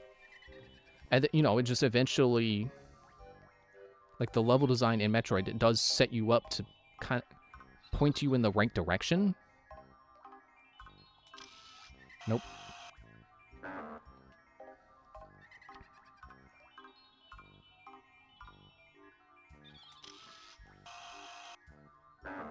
I think there's usually a place that banana fairies stop, where you can more easily get them. You just gotta figure out when that point is. No, not the gun.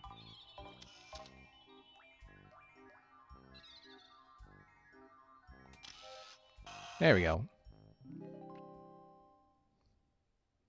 Such a pleasant tone it makes when it says you did it. It's such a pleasant chime. Okay, so I think now Tiny just needs her banana medal. Yeah, she's 2 bananas off.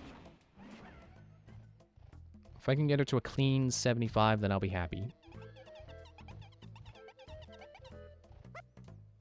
What part of level has she not been? I think I know. I think I got it. Not up there. It's not where I meant to go.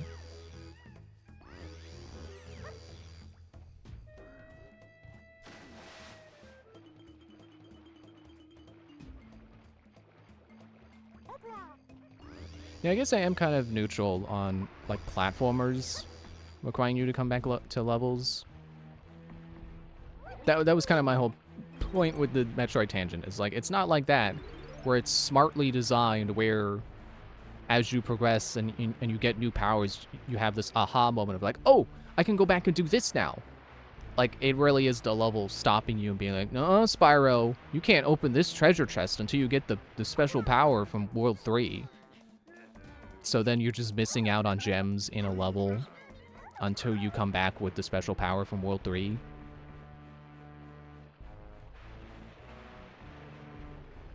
And I just, like, I don't think it's bad design. I don't think it's off-putting. But it doesn't really add much to the game other than, you know, hinting at powers you'll get in later parts of the game. And there we go, there's a banana medal. I think that's good enough for this level. I say, and then I continue to pick stuff up. Okay, that's, nope, I'll get the coins because I do need those for later. I need those to buy stuff. To buy powers.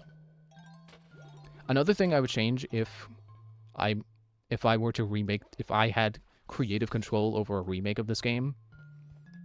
So first of all, I would make the coins trackable, so you knew how many were in each level and make it easier to find where you're missing some.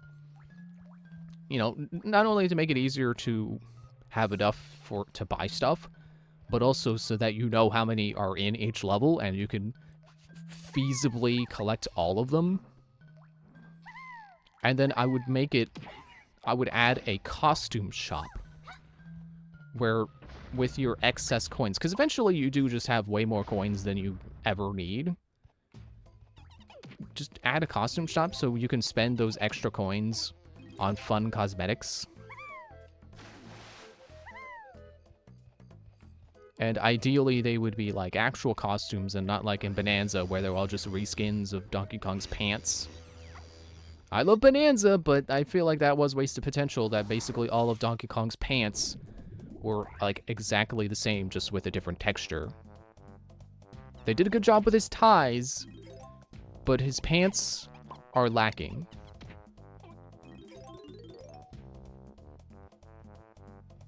And he could have used more hats. And, you know, maybe a shirt. That would have been fun. But, you know, I get they weren't that focused on costumes with Donkey Kong. Not as much as they were with Odyssey. But, okay, yeah, I'm going to end there. Yeah, the level was on the back of the head, kind of. I think. Anyway, yep. So, saving manually and then saving with a save slot. Or save state slot. Thanks for watching. We'll play more on Monday. Bye.